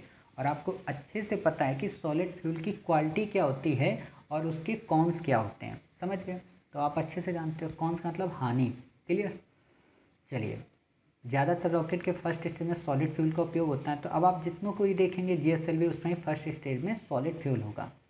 अगला आता है दूसरी स्टेज। आपको पता है कि दूसरी स्टेज में क्या होगा, सॉलिड फ्यूल नहीं होगा, दूसरी स्टेज में आपका लिक्विड फ्यूल का उपयोग किया जाएगा। इसी को कहते हैं विकास इंजन। आप में से कई सारे लोगों को नहीं पता होगा विकास इंजन किसे कहते हैं। तो अब आप समझ जाइए कि विकास इंजन किसको बोलते हैं, PSLV की दूसरी स्टेज को जिसमें लिक्विड फ्यूल का उपयोग किया जाता है। क्लियर, फिर आता है फ्यूल क्या है, आपको नहीं याद रखना है। हाँ, करंट में एक फ्यूल काफ़ी ज़्यादा चर्चा में रहा है, तो हम उसे करंट अफेयर्स में 2019 का जब करंट कवर कर रहे होंगे तो वहाँ पे बताएंगे। क्योंकि UPS अभी इसरो ने हाल ही में एक नया फ्यूल बनाया है जो हाइड्रोजन से है, तो उसको हम आपको बताएंगे। आपसे सिंपल सा क्वेश्चन पूछा जा सकता है ये क्या है, तो वहाँ पे क्वेश्चन आएगा। ठीक है, चलिए पीएसएलवी पहला लॉन्च व्हीकल था जिसमें पहली बार लिक्विड फ्यूल का उपयोग किया गया। ये क्वेश्चन बन सकता है, पीएसएल लिक्विड फ्यूल का पहली बार उपयोग जीएसएलवी में किया गया, तो आप कहेंगे नहीं सर पीएसएलवी में किया जा चुका है। यानी कि एएसएलवी और एसएलवी क्या थे, सॉलिड फ्यूल से संबंधित थे। तीसरी स्टेज क्या है, जब रॉकेट अर्थ के वातावरण से बाहर निकल जाता है तो इसमें भी सॉलिड का उपयोग किया जाता है। देखो रॉकेट कैसे बाहर निकलता है, देखो ये जो रॉकेट हम आपको दिखा रहे हैं ना, ये वास्तव में पीएसएलवी नहीं है, ये जीएसएलवी मैक 3 है। बट आप समझ सकते हो कि बाहर जाने के बाद रॉकेट कैसे अपने सॉलिड फ्यूल का उपयोग करेगा। तो देखिए एक बार, ये देखिए ये रॉकेट इसमें बाहर है, ये अलग हो गया, ठीक है। अभी ये इसकी दूसरी स्टेज, तीसरी स्टेज अलग नहीं हुई है, अब देखना अलग होगा, ठीक है। ये देखो अलग हुआ, क्लियर। अब ये यहाँ पे जो उपयोग कर रहा है ये वास्तव में सॉलिड फ्यूल का उपयोग कर रहा, क्लियर। तो आप इतनी चीज़ समझ गए। ये देखिए सेटेलाइट अपना अलग हो गया, तो उसे हम आपको दिखाएंगे अभी। चलिए आपने वो चीज़ें देख ली। अब आता है इसकी चौथी स्टेज। चौथी स्टेज में 2 अर्थ स्ट्रॉबेल लिक्विड इंजन का उपयोग किया जाता है, यानी 2 विकास इंजन का उपयोग किया जाता है। कहने का मतलब जब भी लिक्विड फ्यूल की बात आएगी तो उससे ही हम विकास इंजन के रूप में जानते हैं, क्लियर। तो अब आपको क्या इसमें बस याद रखना है, वो ये कि जो पीएसएलवी है उसमें 4 स्टेज, पहली स्टेज में सॉलिड फ्यूल, दूसरी में लिक्विड, तीसरी में सॉलिड, चौथे में लिक्विड। और लिक्विड को ही कहते हैं विकास इंजन। 6 स्ट्रैप ऑन बूस्टर का उपयोग किया जाता है। पहली बार इसमें लिक्विड फ्यूल का उपयोग किया गया। इससे ज़्यादा कुछ भी आपको नहीं याद रखना है, समझ गए। चलिए हाँ एक बात बताइए, चंद्रयान 1 में किसका उपयोग किया गया था। देखिए आप इसमें आपको दिया है, मैंने आपको दे दिया है, काफ़ी इम्पोर्टेंट है। चंद्रयान 1, मार्स ऑर्बिटर, आईआरएनएस नाविक, इन सब में इसी का पीएसएलवी का उपयोग किया गया। तो सिंपल सा क्वेश्चन ये भी बन सकता है कि पीएसएलवी के अंतर्गत कौन कौन सी उड़ानें भरी गई या किन किन को विमोचित किया गया। तो कुछ महत्वपूर्ण बातें आप देख लीजिए। पहली बात है पीएसएलवी से 1750 किलोग्राम का सेटेलाइट सन सिंक्रोनस पोलर ऑर्बिट में पहुंचाया जा सकता है। मैंने आपको सन सिंक्रोनस पोलर ऑर्बिटर बता दिया है, मतलब सूर्य तुल्यकालिक भूकक्षा, क्लियर। तो वहाँ पे हम 1750 किलोग्राम। अब आप सोचो हमने एसएलवी में कितना पढ़ा था 40 केजी, एएसएलवी में हमने कितना पढ़ा था 150 केजी, और इसमें कितना है 1750, मतलब लगभग 10 गुना ज़्यादा। सोच सकते हो कितनी क्षमता बढ़ गई होगी इसरो की। फिर आता है साथ ही geosynchronous and geostationary orbit में 1425, मतलब सभी स्टेजेस ऊंचाई के हिसाब से अलग अलग हुई ना, तो उस पर अलग अलग पेलोड को ही हम भेज पाएंगे। फिर आता है हाल ही में इसरो ने पीएसएलवी की मदद से पोलर ऑर्बिट में 104 फॉरेन सेटेलाइट को एक साथ प्रमोचित किया, जो कि इस समय विश्व रिकॉर्ड है। आपको पता होना चाहिए कई सारे देश हैं, रसिया या अमेरिका, वो 30 से 35 के आसपास ही एक साथ भेज पाए हैं, लेकिन इसरो ने हमारे 104 भेज दिए, और ये सभी के सभी विदेशी थे, समझ गए। तो उम्मीद है आपको एक तथ्य याद हो गया होगा। अगला है इसी में हमारा चंद्रयान 1 मार्स ऑर्बिटर मिशन, जिसे आप मॉम कहते हो, आईआरएनएस मतलब नाविक जो हमारा जीपीएस है खुद का, इस सब में भी हमने पीएसएलवी का ही उपयोग किया था। अब आप बताइए चंद्रयान 2 में किसका किया था, बाहुबली का। अब बाहुबली आप बताइए कौन है। अच्छा तो वो जीएसएलवी मैक 3 है, मतलब ये जीएसएलवी आपका यहाँ पे आगे मिलेगा मैक 3, क्लियर। तो आप समझ गए कि उसको क्या कहते हैं। चलिए अब हमारा क्या है अगला टॉपिक, हमने पीएसएलवी को कंप्लीट कर लिया, हमने ये सारी चीज़ें पॉइंट्स भी देख लिए, समझ गए। तो ये सारी चीज़ें देखो जितना मैंने आपको बताया बस उतना ही तथ्यात्मक रटना है, बाकी कुछ भी आपको नहीं रटना है, क्लियर। चलिए अगला हमारा है इसमें जीएसएलवी मैक 2। देखिए जीएसएलवी मैक 2 वास्तव में जीएसएलवी मैक 3 का पहले का वर्जन है, और जीएसएलवी जो मैक 3 है वो जीएसएलवी मैक 2 का अपग्रेड वर्जन है, क्लियर। तो पहले तो क्या करना है, इसका नाम समझना है कि इसे जीएसएलवी मैक क्यों कहते हैं। तो इसे जीएसएलवी इसलिए कहते हैं क्योंकि इसका नाम है जियो सिंक्रोनस सैटेलाइट लॉन्च व्हीकल। अब आपको अच्छे से पता है कि जियो सिंक्रोनस क्या होता है और जियो स्टेशनरी क्या होता है, क्लियर। तो हम यहाँ आपको नहीं बताने वाले। दूसरी बात जो काफ़ी इम्पोर्टेंट है वो है कि ये 4th जनरेशन लॉन्च व्हीकल है। आप बताइए, आपने अभी पढ़ा है ना पीएसएलवी, पीएसएलवी कौन सा जनरेशन है, 3rd जनरेशन। फर्स्ट जनरेशन कौन सा है, एसएलवी। सेकेंड जनरेशन कौन सा है, एएसएलवी, क्लियर। तो अब आपको समझ में आ रहा है कि कैसे हम 4th जनरेशन की ओर पहुँचे। तो काफ़ी इम्पोर्टेंट तथ्य है, इसको आपको याद रखना है। फिर बात आती है कि MK का मतलब वर्जन होता है, ऑलरेडी मैंने आपको बता दिया। और आपको जानकर आश्चर्य होगा कि इसके इंजन सबसे पहले हमने यानी कि JSLV मैक 1 में जो हमने इंजन यूज किए थे वो हमने रसिया से लिए थे, समझ गए। उसको हमने लिया था कुछ और कामों के लिए, बट हमने उसी को मॉडिफाई करके अपना JSLV मैक 1 में यूज कर लिया। लेकिन जो JSLV मैक 2 था उसे हम JSLV मैक के इंजन को देखकर ही डेवलप किए, अर्थात हमने JSLV मैक 2 को खुद से बनाया। क्लियर, इतनी सारी चीज़ें आप क्लियर हो गई। ऐसे आप देख सकते हैं, ये है हमारा JSLV मैक 3। क्लियर, इसमें 3 स्टेजेस होती हैं, अभी हम आपको बताएंगे। अब देखो यहाँ कई सारे बच्चे क्या होंगे ना, कंफ्यूज कैसे हो जाएंगे, कंफ्यूज हो जाएंगे 4th जनरेशन यानी कि ये आपका 4th जनरेशन और 3 स्टेजेस को लेके। तो आपको पता हो कि है तो 4th जनरेशन का, बट इसमें 3 स्टेजेस हैं और 4 लिक्विड स्ट्रैप ऑन मोटर्स हैं। आपको हमने यहाँ पे पढ़ाया है, देखिए आप, ये 1 है, ये 2 है, ये 3 है और इसके पीछे कौन सी है, 4। क्लियर, तो 4 इसके में क्या है, रॉकेट्स हैं स्ट्रैप ऑन मोटर्स के। क्लियर, यानी कि जो बूस्टर जिनको हम बोलते हैं, ऐसे आप देख सकते हैं। इसमें 3 stages with 4 liquid strap on boosters का उपयोग किया जाता है। वही जो इंग्लिश है उसको हमने हिंदी में यहाँ पे कंपाइल कर दिया है।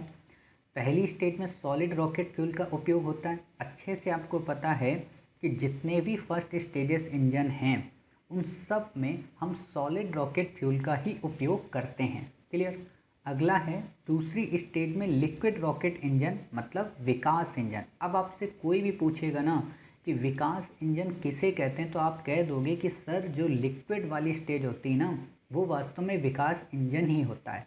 और थर्ड स्टेज में हमने किसका उपयोग किया, क्रायोजेनिक इंजन का। मतलब पहली बार भारत ने क्रायोजेनिक इंजन का उपयोग किया थर्ड स्टेज में। क्रायोजेनिक इंजन वास्तव में 75 CE का थर्स्ट प्रोवाइड कराता है। क्लियर, जैसे आप लोग पढ़ते हो ना, जब आप मोटर्स चलाते होगे तो उसमें हॉर्स पावर लिख के आती है HP, ठीक है, तो वही चीज़ है।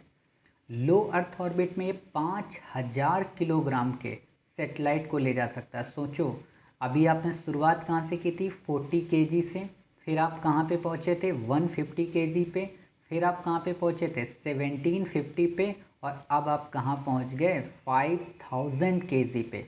कितना ज़्यादा ये पेलोड को ले जा सकता है। और इससे क्या होगा, जब जितना ज़्यादा पेलोड ले जाएगा हमारी उतनी ही कैपेबिलिटी स्पेस की फील्ड में स्ट्रॉन्ग होगी। क्लियर, फिर आता है जियो सिंक्रोनस ट्रांसफ़र ऑर्बिट यानी कि GTO में 2500 kg का सेटेलाइट ले जाएगा। अब आप लोगों को लग रहा होगा GTO क्या होता है। क्लियर, और आपको ये भी लग रहा होगा कि सर उस दिन भी आप बोल रहे थे कि स्पेस में ऐसे ऐसे करके वो दूसरे के ऑर्बिट्स में जाता है, ऐसे ऐसे करके, तो कैसे जाता है। तो हम क्या करते हैं, आपको एक 3D एनिमेशन पूरा दिखाते हैं। ये 3D एनिमेशन वास्तव में चंद्रयान 2 का है, बट ये सब में इम्प्लीमेंट होता है, चाहे वो मंगल हो चाहे चंद्रयान हो। तो आपको दिखने में पता चल जाएगा कि कैसे हमारी अर्थ से निकलने के बाद सेटेलाइट कैसे कैसे चक्कर लगाते हुए किस तरीके से दूसरे की ऑर्बिट में इंटर करता है और वहाँ फिर कैसे अपने आप को डिप्लॉय करता है। क्लियर, तो आप इस पूरे 3D एनिमेशन को देखें। हालांकि ये JSLV मैक 2 का ही है, सॉरी मैक 3 का है, बट आपको समझ में आ जाएगा। समझ गए, तो देखते हैं इसको। देखिए ऐसे ये जाएगा, ठीक है, जाने वाला है। ये JSLV मैक 3 आप देख सकते हैं ऐसे, यहाँ पे ये सॉलिड है, ठीक है, ये स्ट्रैप ऑन बूस्टर्स हैं अगल बगल में। अब आप देखिए JSLV मैक 3 है, सतीश धवन श्री हरिकोटा से उड़ान भरता हुआ। ये देखिए ये स्ट्रैप ऑन बूस्टर्स काम कर रही हैं, ये देख लो बगल में स्ट्रैप ऑन बूस्टर्स काम कर रही हैं। अभी स्ट्रैप ऑन बूस्टर ही चल रही हैं, अब अलग हो गई। अब देखो सॉलिड फ्यूल के यूज हुआ, ठीक है, ये सॉलिड फ्यूल अब चल रहा है। ये अब हमारे स्पेस को क्रॉस किया है, अर्थ को। अब ये इसने जब क्रॉस कर लिया तो देखो पेलोड के वो ढक्कन खुल गए, ठीक है, बाहर के, यहीं पे वास्तव में हमारा पेलोड होता है। ये हमारा सेकेंड स्टेज अब शुरू हो गया। क्लियर, फर्स्ट स्टेज हमारी चली गई, सेकेंड स्टेज की शुरुआत हो गई। अब आप ये देखिए ये चंद्रयान अलग हो गया, समझ गए। ये मिशन, ये सेटेलाइट पैनल है, आप देख रहे हैं कैसे ये ओपन हो रहा है। अब ये देखो ये ऐसे चक्कर लगाएगा, अभी ये अर्थ का चक्कर लगाएगा इलेप्टिकल फॉर्म में। क्लियर? अभी देखना आप, ये इलेप्टिकल फॉर्म में अभी अर्थ का चक्कर लगाएगा और ये अब किससे लगा रहा है बताइए? क्रायोजेनिक इंजन से अपने। क्लियर? तो अब ये देखो ऐसे ऐसे चक्कर लगा रहा, मतलब अब ये देखो बढ़ रहा है धीरे धीरे। मैं क्या कह रहा था आपसे कि ये ऐसे ऐसे करके अपने आप को बढ़ाएगा। ये देखो ये इलेप्टिकल फॉर्म है, अब ये ऐसे ऐसे बढ़ाता रहेगा। इसी को GTO फॉर्म बोलते हैं, जो मैं आपको उस दिन बताया था। ये देखो अब यहाँ से निकला एक लंबी स्पीड के बाद, इतना चक्कर लगाने के बाद किसकी ओर? चंद्रमा की ओर। क्यों? क्योंकि उसका ऑर्बिट अलग है ना। अभी देखो चंद्रमा का ये ऑर्बिट है तो डायरेक्ट नहीं जाएगा, अभी उसके ऑर्बिट में जाने की कोशिश करेगा। तो अब देखिए ये चक्कर लगाया उसके ऑर्बिट में, अब ये फिट हुआ जाके। अब ये देखो वहाँ पे भी सर्पिलाकार बना रहा और धीरे धीरे छोटा करेगा अपने आप को और उसके ऑर्बिट में आने की कोशिश करेगा। ये देखिए ये अपने आप को देखो धीरे धीरे छोटा कर रहा है। बिल्कुल वैसे ही है जैसे आप लोग घर में आर्ट वगैरह डिज़ाइन वगैरह बनाते हो ना। देखो अब ये इसका ऑर्बिट ये है वास्तव में चंद्रमा का। अब देखो अब उसके ऑर्बिट में पहुँच गया विक्रम, ये ऑर्बिटर से अलग हो गया। ठीक है, अब ये चंद्रमा के ऑर्बिट पे चक्कर लगा रहा है, आपने पढ़ा ही था। अब ये गोल बिल्कुल हो गया। अब यहाँ पे कुछ बना तो है नहीं, बस इमेजिन करना है आपको कि हाँ ये ऑर्बिट है। अब ये देखो ये इंटर करेगा यहाँ पे रोवर। क्लियर? ये देखो ऐसे जा रहा है। ये चीज़ें आप लोगों को देखनी चाहिए, काफ़ी इंटरेस्टिंग होती है साइंस टेक को समझने में। अब वो ऑर्बिटर देखो चक्कर लगाता रहेगा ऑर्बिटर में। ऑर्बिटर क्या कर रहा है? स्कैन कर रहा है कि आखिरकार इस रोवर को, इस गाड़ी को कहाँ पे जाके गिरना है। तो आप ये देख सकते हैं ये विक्रम हमारा लैंडर है। क्लियर? इसी के अंदर रोवर एक होता है, ये ऐसे स्पॉट ये चेक कर रहा है। ठीक है, अब ये ऐसे मशीन जा रही है। क्लियर? यहाँ पे एक इंटरेस्टिंग स्टोरी है, अभी हम आपको बताएंगे। ये देखिए ये यहाँ पे ऐसे करके ये यहाँ पे पहुँच गया, ऐसे लैंड कर गया। क्लियर? अब यहाँ से एक ये सिग्नल भेज रहा अर्थ को, हमारे मतलब इसरो के स्टेशन को। अब ये गाड़ी निकलेगी। क्लियर? ये देखिए ये ऐसे करके गाड़ी यहाँ से निकली रोवर, इसको रोवर कहते हैं। देख रहे हो कितनी स्मूथ लैंडिंग हुई यहाँ पे। इसको स्मूथ लैंडिंग बोलते हैं, ये ध्यान रखना, इसको बोलते हैं स्मूथ लैंडिंग। ठीक है, अब ये ऐसे निकल आया, बस आप समझ गए। खैर हमारा मिशन ये ना तो फेल हुआ ना ही सक्सेस हुआ। इस तरीके से आपने देखा कि वास्तव में जो ऑर्बिट्स बनते हैं वो कैसे बनते हैं और कैसे GTO के फॉर्म से गुजर के सेटेलाइट को दूसरे उसमें भेजा जाता है। समझ गए? GTO ट्रांसफ़र ऑर्बिट का मतलब भी आप समझ गए। हालांकि हमने अपने प्रीवियस पार्ट में बता दिया था, बट अभी हमने आपको 3D के रूप में दिखा दिया। कई सारे सेटेलाइट इनसैट क्लास के प्राइमरी कम्युनिकेशन सेटेलाइट होते हैं, GSLV F09, GSAT-9, GSLV F05, इन सबको भेजा जा चुका है GSLV के अंतर्गत। क्लियर?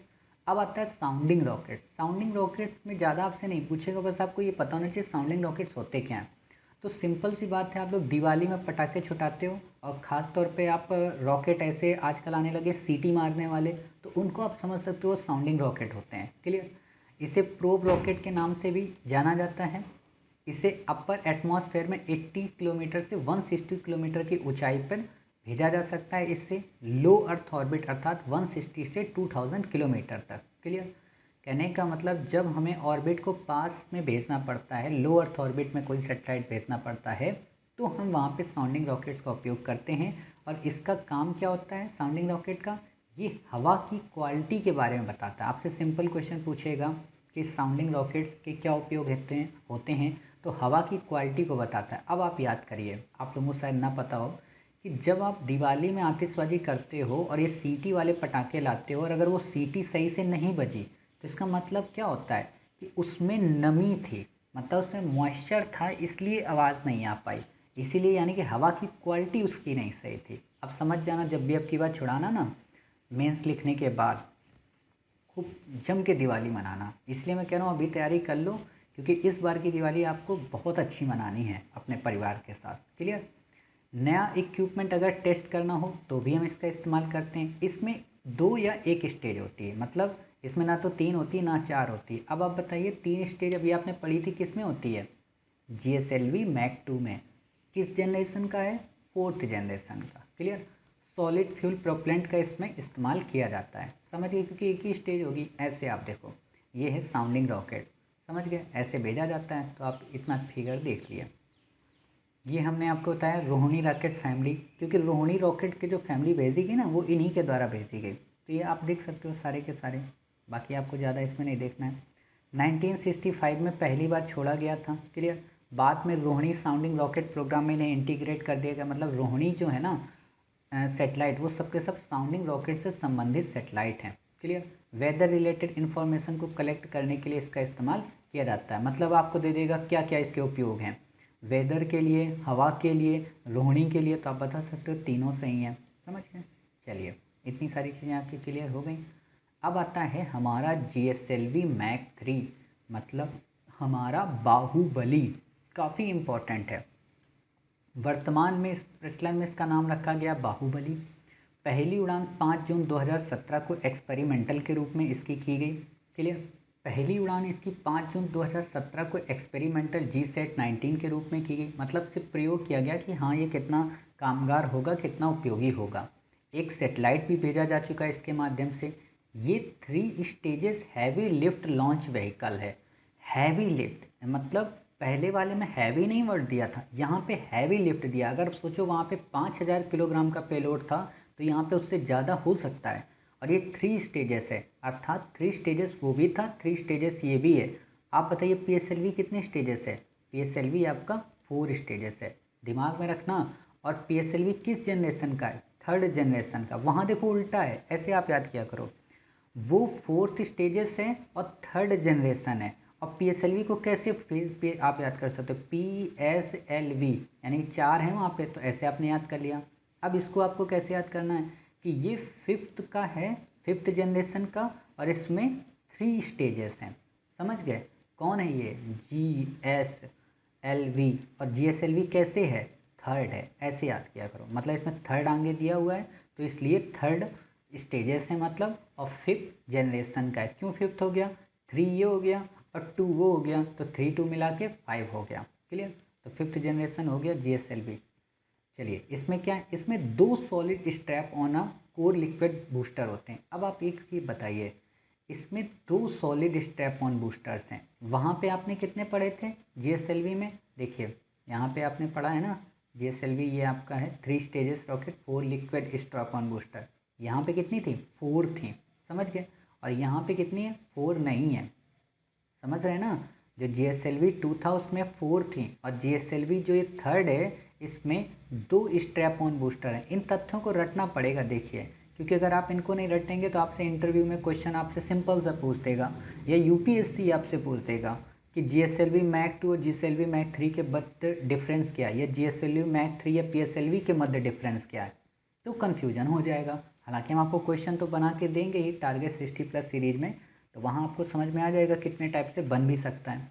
तो 2 solid strap on core liquid booster cryogenic upper stage का उपयोग किया जाता है, मतलब 2 सॉलिड स्ट्रैप ऑन बूस्टर्स होती हैं, कोर लिक्विड बूस्टर होता है, क्रायोजेनिक अपर स्टेज में होता है। ऐसे देखिए, ये देखिए, ये है, अभी आपने फिगर भी देखा ना, क्रायोजेनिक अपर स्टेज में होता है, ठीक है। ये 2 देखो स्ट्रैप ऑन बूस्टर हैं, दिखा हुआ है ना, S200 बूस्टर्स, ये दोनों बूस्टर्स हैं, क्लियर। आपने देखा था कैसे अलग हो गया था।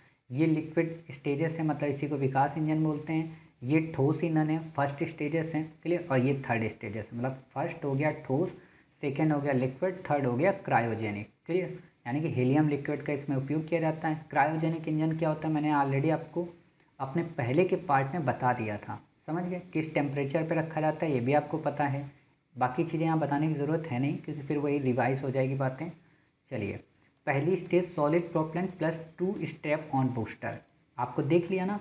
पहली स्टेज में 2 स्ट्रैप ऑन बूस्टर और सॉलिड। ये स्ट्रैप ऑन बूस्टर का काम क्या होता है? थ्रस्ट पैदा करना। दूसरी स्टेज लिक्विड होती है जिसे विकास इंजन कहते हैं। 3rd क्रायोजेनिक इंजन, यानी कि क्रायोजेनिक फ्यूल का उपयोग किया जाता है। बहुत ही ज़्यादा हैवी सेटेलाइट को जियो सिंक्रोनस ट्रांसफ़र ऑर्बिट में भेजा जा सकता है। अभी हमने आपको GTO दिखाया था। अब आप ये देखिए कितने टन का, 4 टन तक के सेटेलाइट को, लो अर्थ ऑर्बिट में 10 टन के सेटेलाइट को।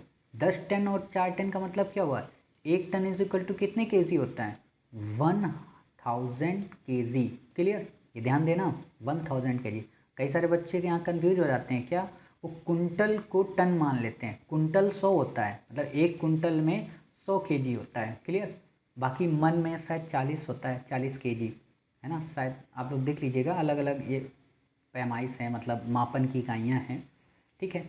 तो ये 1 टन में कितना होता है, 1000 केजी, हालांकि प्रॉपर 1000 नहीं होता है, 970 कुछ होता है जाके, बट 1000 माना जाता है, ठीक है। तो 1000 केजी होता है। अब 4 टन कह रहा है, तो 4 इसमें कर दो, कितना हो गया, 4000। कुछ बच्चों के दिमाग में आएगा, सर ये तो GSLV मैक 3 से भी कम भेज रहा है। तो भाई साहब आपको पता होना चाहिए, GSLV मैक 2 से भी कम भेज रहा है। GSLV मैक 2 जो मैंने अभी आपको बताया, वो लो अर्थ ऑर्बिट में 5000 टन भेजता है, और ये GTO में भेजता है 4000। अब आपको लग रहा होगा तो सर फिर ये कितना भेजता है लो अर्थ ऑर्बिट में, तो ये लो अर्थ ऑर्बिट में भेजता है 10 टन, मतलब 10,000 केजी। समझ रहे, कहने का मतलब उससे दुगना, GSLV मैक 2 का डबल है ये। अब आप समझ गए। कई सारे बच्चे कह रहे हैं सर दिखा दो, आपने वहाँ पे गलती कर दी है। तो देखिए हम आपको दिखाते हैं, यहाँ पे हमने आपको पढ़ाया था अभी GSLV, ये तो मैक 3 है, हाँ ये है आपका रोहिणी, हाँ यहाँ पे देखिए मैंने आपको पढ़ाया था, ये 2000 किलोग्राम के सेटेलाइट जियो सिंक 2500 किलोग्राम, ये देखिए लो अर्थ ऑर्बिट में है 5000 किलोग्राम का, और GTO में कितना है 2500, ये कितना है 4000। तो अब आप समझ गए दोनों का अंतर क्या है। चलिए कंफ्यूज मत होइए, मतलब क्लियर रखना है हर एक कॉन्सेप्ट, नहीं तो फिर दिक्कत हो जाएगी। GTO कितने पे होती है आपको अच्छे से पता है, 36,000 किलोमीटर, मतलब 35,785, लगभग 36, ठीक है। GSLV मैक 2 से दोगुनी क्षमता है, आपने देख लिया एक तरीके से। चलिए अगला है स्मरणीय तथ्य, कुछ तथ्य याद कर लीजिए, वही जितना अभी तक बताया। SLV 3 से 40 किलोग्राम का सेटेलाइट लो अर्थ ऑर्बिट में, ASLV से 150 किलोग्राम का लो अर्थ ऑर्बिट में। पूछेगा नहीं आपसे, इंटरव्यू में आपसे ज़रूर पूछ लेगा। देखो अगर आप लोग बीटेक इंजीनियर वगैरह हो ना, और साइंस वगैरह अगर पढ़ी होगी, खासतौर पर ग्रेजुएशन पोस्ट ग्रेजुएशन में, तो आप 100% मान के चलना आपसे क्वेश्चन पूछा जा सकता है, या फिर करंट में अगर इशू हुआ तो भी पूछ लेगा। तो ये बिल्कुल भी आपसे उम्मीद नहीं की जाती कि वहाँ पे आप बोल दें no sir I don't know, फिर जानते हो नंबर कितने अच्छे मिलते हैं। PSLV XL में केवल 1860 केजी के सेटेलाइट को पोलर ऑर्बिट ने, इसी ने पहली बार इतने ही वजन के सेटेलाइट को जियो सिंक्रोनस ट्रांसफर ऑर्बिट में पहुंचा पाया। मतलब PSLV XL ने 1860 केजी के जो सेटेलाइट थे उनको पहुंचा दिया था GTO में। GSLV मैक 2 2200 केजी, और GSLV मैक 3 लगभग 4000 केजी, कहाँ पे, GTO में, और 10,000 केजी कहाँ पे, लो अर्थ ऑर्बिट में। क्लियर। तो इस तरीके से आपने ये चीज़ें देख ली। आप ऐसे देख सकते हो, देखो यहाँ पे एक और चीज़ मैंने दिखाई है, वो क्या, हमने इंडिया का तो देख लिया, बट वर्ल्ड के अलग अलग जो स्पेस एजेंसी हैं उनकी। देखिए इस फाल्कन, ये स्पेस एक्स का है, स्पेस एक्स के कौन मालिक हैं, एलन मस्क। ये कितना ले जाता है, ये 22,800 केजी का ले जाता है। क्लियर। और हमारा कितना है, 8,000 केजी का, ठीक। फिर यहाँ पे देखो ये 63,800 केजी का ले जाता है फाल्कन हैवी। क्लियर। ये नासा का है, आपको पता है। 21,000 केजी एरियन, ये आपको पता है एरियन स्पेस एजेंसी किसकी है, बताइए, साउथ अमेरिका की। क्लियर। 28,790 का डेल्टा, ये भी हैवी। मतलब ऐसा नहीं है, यहाँ पे क्या मैं आपको दिखाना चाहता हूँ, ये आप देख लीजिए, ये स्पेस शटल है 27,500, ठीक है। मैं ये आपको दिखाना चाहता हूँ कि दुनिया में अभी भी कई सारे ऐसे लॉन्च व्हीकल हैं जो GSLV मैक 3 से भी ज़्यादा के पेलोड को डिप्लॉय करते हैं। समझ रहे। तो आप ये मत कहना कि इंडिया तीसरा देश है, दूसरा देश है, पहला देश है, वहाँ कन्फ्यूजन हो जाएगी। इसीलिए मैंने आपको ये इमेज यहाँ पे दिखा दी है, बाकी आपको इसमें कुछ भी याद करने की ज़रूरत है नहीं। चलिए अब आता है हमारा RLV-TD। पिछले वर्ष 2018 में काफ़ी ज़्यादा चर्चा में रहा है, 2018-19 में। तो आपसे करंट में भी तो हम पढ़ाएंगे ही, बट यहाँ पे पढ़ा ही देते हैं। RLV-TD क्या है, पूरा नाम reusable launch vehicle technology demonstrator. Reusable ऐसे समझो, जैसे ये देख रहे हो आप इन सब में देखो एक चीज़ क्या कॉमन है, ये सब के सब एक ही जैसे हैं।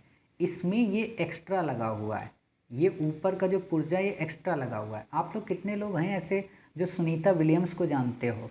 सुनीता विलियम्स वास्तव में भारतीय मूल की महिला हैं जो स्पेस में रहकर आई हैं, और उनको इसी विमान के जरिए भेजा गया था। ये डिस्कवरी विमान की चित्र है, ऐसा ही डिस्कवरी विमान है। तो डिस्कवरी विमान का ये ऊपर का जो पुर्जा है ना, ये वास्तव में ये एक प्लेन की तरह होता है। ये क्या होता है कि जब वापस आता है ना, तो इसको रनवे पे उतारा जाता है पैराशूट के माध्यम से। आप लोग देखिएगा टेलीग्राम पे हमने आपको 1-2 वीडियो भेजे हैं, तो आप वहाँ पे इन चीज़ों को चेक कर सकते हैं, ठीक है। वहाँ पे हमने, क्योंकि यहाँ पे अगर करेंगे तो कॉपीराइट हो जाएगा यूट्यूब का, नासा वाले पैसे ले लेंगे आके, क्योंकि वो नहीं चाहते कि इंडियंस ऐसा कुछ क्लास में यूज कर लें। क्लियर? तो हम वहाँ पे आपको टेलीग्राम में भेज देंगे, तो वहाँ आप देखिएगा कैसे इसको वापस आता है ये, और कैसे ये रनवे पे पूरी स्मूथली लैंडिंग कर लेता है। उसी चीज़ को अब इंडिया ने भी डेवलप कर लिया है, मतलब इंडिया ने भी RLV-TD का उपयोग किया है। और ये माना जा रहा है कि जब हम गगनयान भेज रहे हैं आज़ादी के 75 वर्ष पे, देखो एक बात और आपको बताऊं, आप में से कई सारे लोगों को लगता होगा गगनयान जाएगा 2022 में। बिल्कुल नहीं, अभी नवंबर में भेजा जाएगा। अब आप बताइए क्यों? क्योंकि अभी ये जाएगा तो फिर ये वहाँ चक्कर लगाएगा धीरे धीरे करके, वहाँ GTO ऑर्बिट को चेंज करके फिर वो वहाँ पे लैंडिंग करेगा। क्लियर? तो इसीलिए गगनयान को अभी भेजा जाएगा, और फिर धीरे धीरे वहाँ के ऑर्बिट का एक टाइम लिमिट बना के अगले वर्ष आज़ादी के पहले दिन ही पहुँच जाएगा। समझ गए? चलिए, कई बार बच्चे सोचते थे यहाँ से भेजा गया पहुँच गया, ऐसा नहीं होता है। फिर आता है वास्तव में एक fully reusable launch vehicle to enable low cost access to space है, मतलब कम से कम पैसे की कीमत में हम इसे फिर से उपयोग कर सकते हैं। इससे सेटेलाइट लॉन्च की कॉस्ट काफ़ी कम हो जाएगी। मतलब क्या क्या फ़ायदे हैं? सेटेलाइट को हाइपरसोनिक स्पीड पर लॉन्च करने की कोशिश करेगा इसरो, मतलब हाइपरसोनिक स्पीड बनाई जा रही है। हाइपरसोनिक स्पीड वास्तव में साउंड की स्पीड का 5 टाइम्स होती है। सुपरसोनिक आप लोग पढ़ते हो, हाइपरसोनिक पढ़ते हो। सुपरसोनिक मतलब इससे आपका साउंड की स्पीड से 5 से कम होती है, और इस साउंड की स्पीड किससे मापते हैं? मैक से, MAC से। क्लियर? तो आपको इतना भी नहीं याद रखना है, बस इतना पता हो हाँ क्या होता है। आप ऐसे देख सकते हो, ये देखिए यहाँ पे एक चित्र है ये इसरो का है RLV-TD का, वो मैं आपको नासा दिखा रहा था। हाइपरसोनिक, ठीक है, थर्मोडन, NGC, कुछ भी आपको यहाँ पे पढ़ने की ज़रूरत नहीं है, मैंने ऑलरेडी आपको बता दिया है। ठीक है, क्या है? रीयूजेबल टेक्नोलॉजी है। फिर आता है स्क्रैम जेट। स्क्रैम जेट हम आपको बताएंगे कि hydrogen as a fuel and oxygen from the atmospheric air as the oxidiser. अभी हम आपको आगे ही बताने वाले हैं। क्लियर? तो आप देख सकते हो ये है स्क्रैम जेट। क्या खास बात है इसकी? ये देखिए, पहले आप रीयूजेबल का ऐसे भेजा गया था, ऐसे गया, मतलब अभी चेक हुआ था ना, तो ऐसे ऊपर गया, फिर ऐसे प्लेन के उसमें आया, ठीक है, फिर ऐसे बना, फिर प्लेन का रूप बन गया, और फिर नीचे काफ़ी अच्छे से स्मूथ लैंडिंग पानी में कर गया, सी के ऊपर। क्लियर? यही रनवे में करता है लेकिन हम इसे अपने यहाँ सी में वो करेंगे। तो आप देख सकते हो, बाकी आपको कुछ नहीं याद करना है। काफ़ी उपयोगी है, वापस धरती पर लाया जा सकता है, सेफली लैंडिंग होगी। अब इसरो स्क्रैम जेट पर काम कर रहा है। स्क्रैम जेट क्या है? हालांकि हम करंट में आपको पढ़ाएंगे, रैम जेट, स्क्रैम जेट दोनों के बीच डिफरेंस को भी पढ़ाएंगे। स्क्रैम जेट में क्या होता है कि इसमें फ्यूल के लिए जो ऑक्सीडाइजर की आवश्यकता होती है, वो ऑक्सीडाइजर को वातावरणीय ऑक्सीजन से प्राप्त करने की कोशिश की जाती है। अब आप यहाँ दिमाग लगाओ, अगर आपने शुरू में सॉलिड और लिक्विड न पढ़ा होता तो स्क्रैम जेट कभी नहीं समझ में आता। मतलब कैसे समझ में आ रहा है आपको? देखिए, आप ये बताइए, शुरू में आप क्या पढ़ते थे? सॉलिड फ्यूल में ऑक्सीडाइज़र को और फ्यूल को एक साथ मिक्स कर दिया जाता था, तो चैम्बर काफ़ी बड़ा हो जाता था, भारी हो जाता था। जितना ज़्यादा फ्यूल होगा उतना ही ज़्यादा थ्रस्ट पैदा होगा। दूसरी चीज़ आप बताइए, दूसरा जो हमने बनाया तो उसमें हमने ऑक्सीडाइज़र अलग कर दिया, फ्यूल अलग कर दिया, यानी कि फिर भी तो फ्यूल ऑक्सीडाइज़र जगह घेर तो रहा है ना।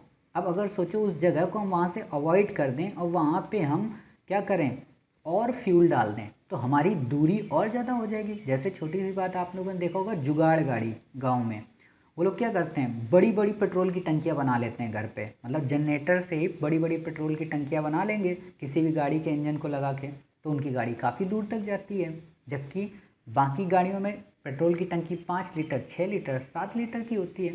ट्रक में आपने देखा होगा, बड़े बड़े जो ट्रक होते हैं जो लंबी दूरी के होंगे, मतलब एक स्टेट से दूसरे स्टेट को, तो वो 2 टंकियाँ रखते हैं। क्यों? क्योंकि उनको ज़्यादा दूर तक जाना होता है। तो वही चीज़, अब अगर ऑक्सीडाइज़र का हमारा टैंक खाली रहेगा तो वहाँ पे हम फ्यूल भर लेंगे, और ऑक्सीडाइज़र हम कहाँ से ले लेंगे? वातावरण से। तो हमारी स्पीड भी ज़्यादा, थ्रस्ट भी ज़्यादा, दूरी भी ज़्यादा हम तय कर सकते हैं। इसीलिए स्क्रैम जेट इंजन पे अभी इसरो काम कर रहा है। देखो, स्क्रैम जेट इंजन पे काम कर रहा है, जैसे क्रायोजेनिक हमने पढ़ा ना, क्रायोजेनिक से भी ये हाई लेवल का है इंजन स्क्रैम जेट। क्यों? क्योंकि क्रायोजेनिक में तो हमें ऑक्सीडाइजर चाहिए होता है, और वो तो उसी के अंदर से चाहिए होता है। समझ गए? तो आप इतना समझ गए। फ्यूचर में जिन व्हीकल्स का उपयोग किया जाएगा उसमें केवल 2 स्टेजेस ही होंगे, मतलब इसरो चाह रहा है कि इन फ्यूचर जो हम व्हीकल्स का उपयोग करें उसमें केवल 2 स्टेजेस वाली व्हीकल्स का उपयोग करें। क्लियर? तो आप इतनी सारी चीज़ें समझ गए। फिर इसरो का एक नया है आगे बहुत जल्द, ये लगभग आप ये मान के चलो 2050 के बाद आएगा, अवतार हाइपर प्लेन। अवतार नाम का हाइपर प्लेन इसरो बना रहा है।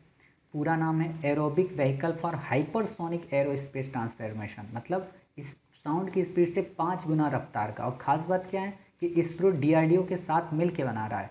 अभी तो ये प्रायोगिक स्तर पे है, 2025 और 30 के मध्य उपयोग होगा और इसका ज़्यादा अच्छे से उपयोग 2050 के बाद होगा। सिंगल स्टेज का व्हीकल होगा, मिलिट्री एंड सिविलियन सैटेलाइट को बहुत ही कम लागत पर लॉन्च किया करेगा। क्लियर? तो इससे ज़्यादा आपको नहीं देखना है। रीयूजेबल भी होगा। अब सोचो रीयूजेबल तो अब सब में होगा ना, अभी हमने यहाँ पे यूज कर लिया है रीयूजेबल का उपयोग RLV-TT का, तो हम सब में चिपका देंगे, फ़ायदा तो हमारे ही होगा। 160 से 2000 किलोमीटर लो अर्थ ऑर्बिट में 1000 किलोग्राम का सैटेलाइट भेजकर वापस आ जाएगा। अब आपको लग रहा होगा कि सर लो अर्थ ऑर्बिट में 1000 ही ले जाएगा, तो अब आपके दिमाग में आना चाहिए ये कितनी स्टेज का है? एक स्टेज का। जब एक स्टेज का होगा तो इस पर फ्यूल तो कम होगा ना, तो गया वापस आ गया, गया वापस आ गया। मतलब जैसे आप मेट्रो देखते हो ना कि मेट्रो क्या होती है, छोटे एक ही स्टेट में होगी मेट्रो, ऐसा तो होगा नहीं मेट्रो स्टेट से चलती है, उसको बुलेट ट्रेन बोलते हैं, अलग अलग स्टेट को क्रॉस करेगी।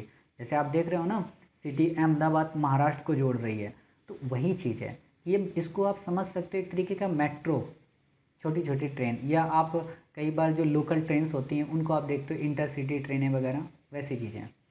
भारत के यानी कि अब हमारा साइंस टेक का पोर्शन कंप्लीट हो गया है। अब कुछ टॉपिक रह गए हैं साइंस टेक में कि कौन कौन से ऑर्बिट के अंतर्गत कौन कौन से सैटेलाइट होते हैं, किन किन सैटेलाइट का क्या क्या उपयोग होता है, और कुछ मिशन जैसे गगनयान क्या है, चंद्रयान-2 क्या है, इनको हम अपने अगले टॉपिक में कवर करेंगे। मतलब लगभग 2 टॉपिक और आएंगे, यानी कि 20 कुछ टॉपिक और होंगे सब, जिसमें फिर आपका साइंस टेक ट्रेडिशनल पूरा कंप्लीट हो जाएगा। देखो हमें जैसे ज्योग्राफी हम जब पढ़ते हैं ना तो इंडियन ज्योग्राफी पढ़ते हैं केवल, वर्ल्ड को तो नाम मात्र पढ़ना पड़ता है, सबसे ज़्यादा हमें 90% इंडियन पढ़नी पड़ती है।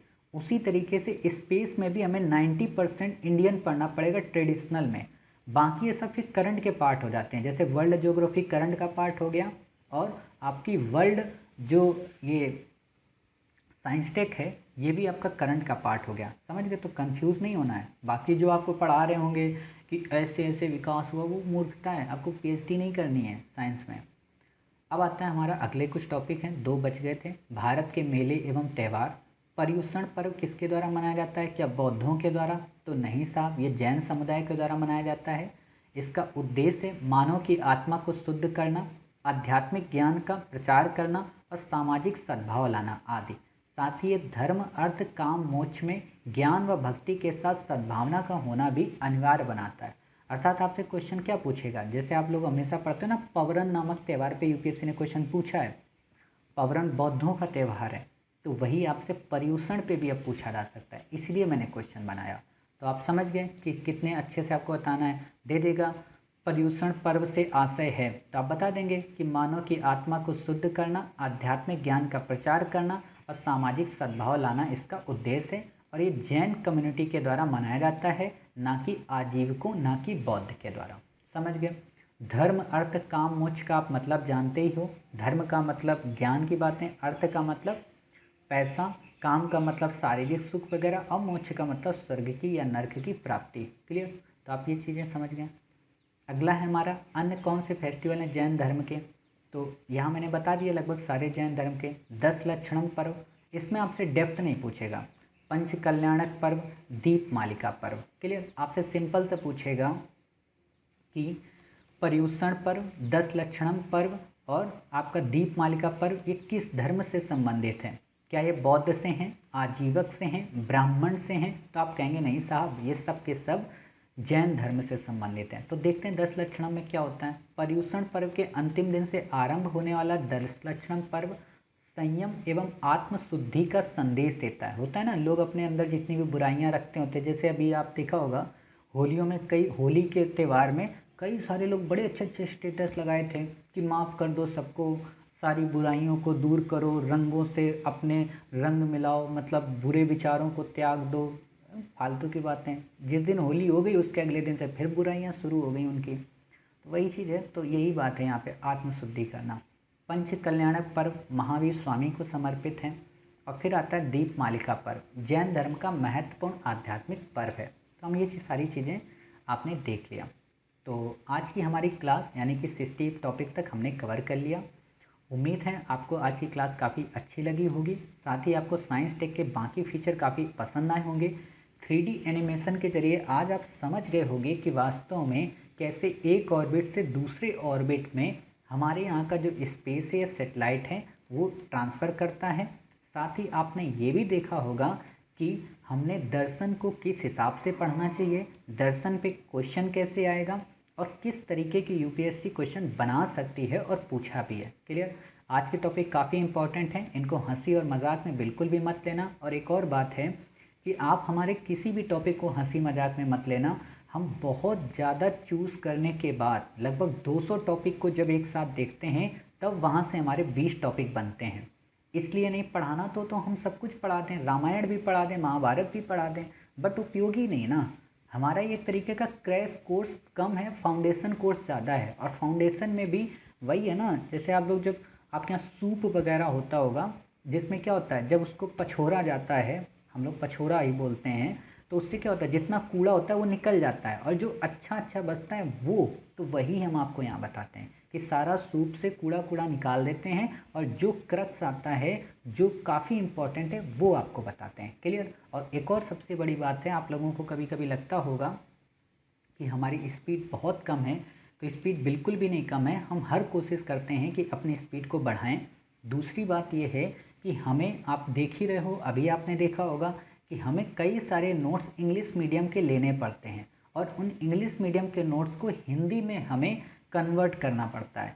नहीं तो हम चाहें तो आपको केवल वो पीडीएफ दे दें, फिर वही बात है, इतना सारा पीडीएफ में तो कुछ पढ़ने की ज़रूरत होती नहीं, 2-2 पॉइंट 3-3 पॉइंट इंपॉर्टेंट होते हैं, तो उनको कन्वर्ट करने में टाइम लगता है, एडिटिंग करने में टाइम लगता है। इसीलिए हम बहुत जल्द एक और सिस्टम लाने वाले हैं। मतलब हम आपको सुविधा के लिए 2 सिस्टम के जरिए आपकी क्लासेस कराया करेंगे।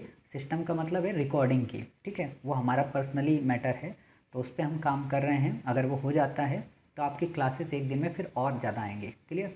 बाकी तो आपको पता है 1 से 1.5 घंटे की क्लास आपकी आ रही है, जो कि वास्तव में काफ़ी इनफ ही है। समझ गए। तो मिलते हैं फिर अपने अगले पार्ट यानी कि डे 4 में। तब तक अपना ख्याल रखिए और स्वस्थ रहिए।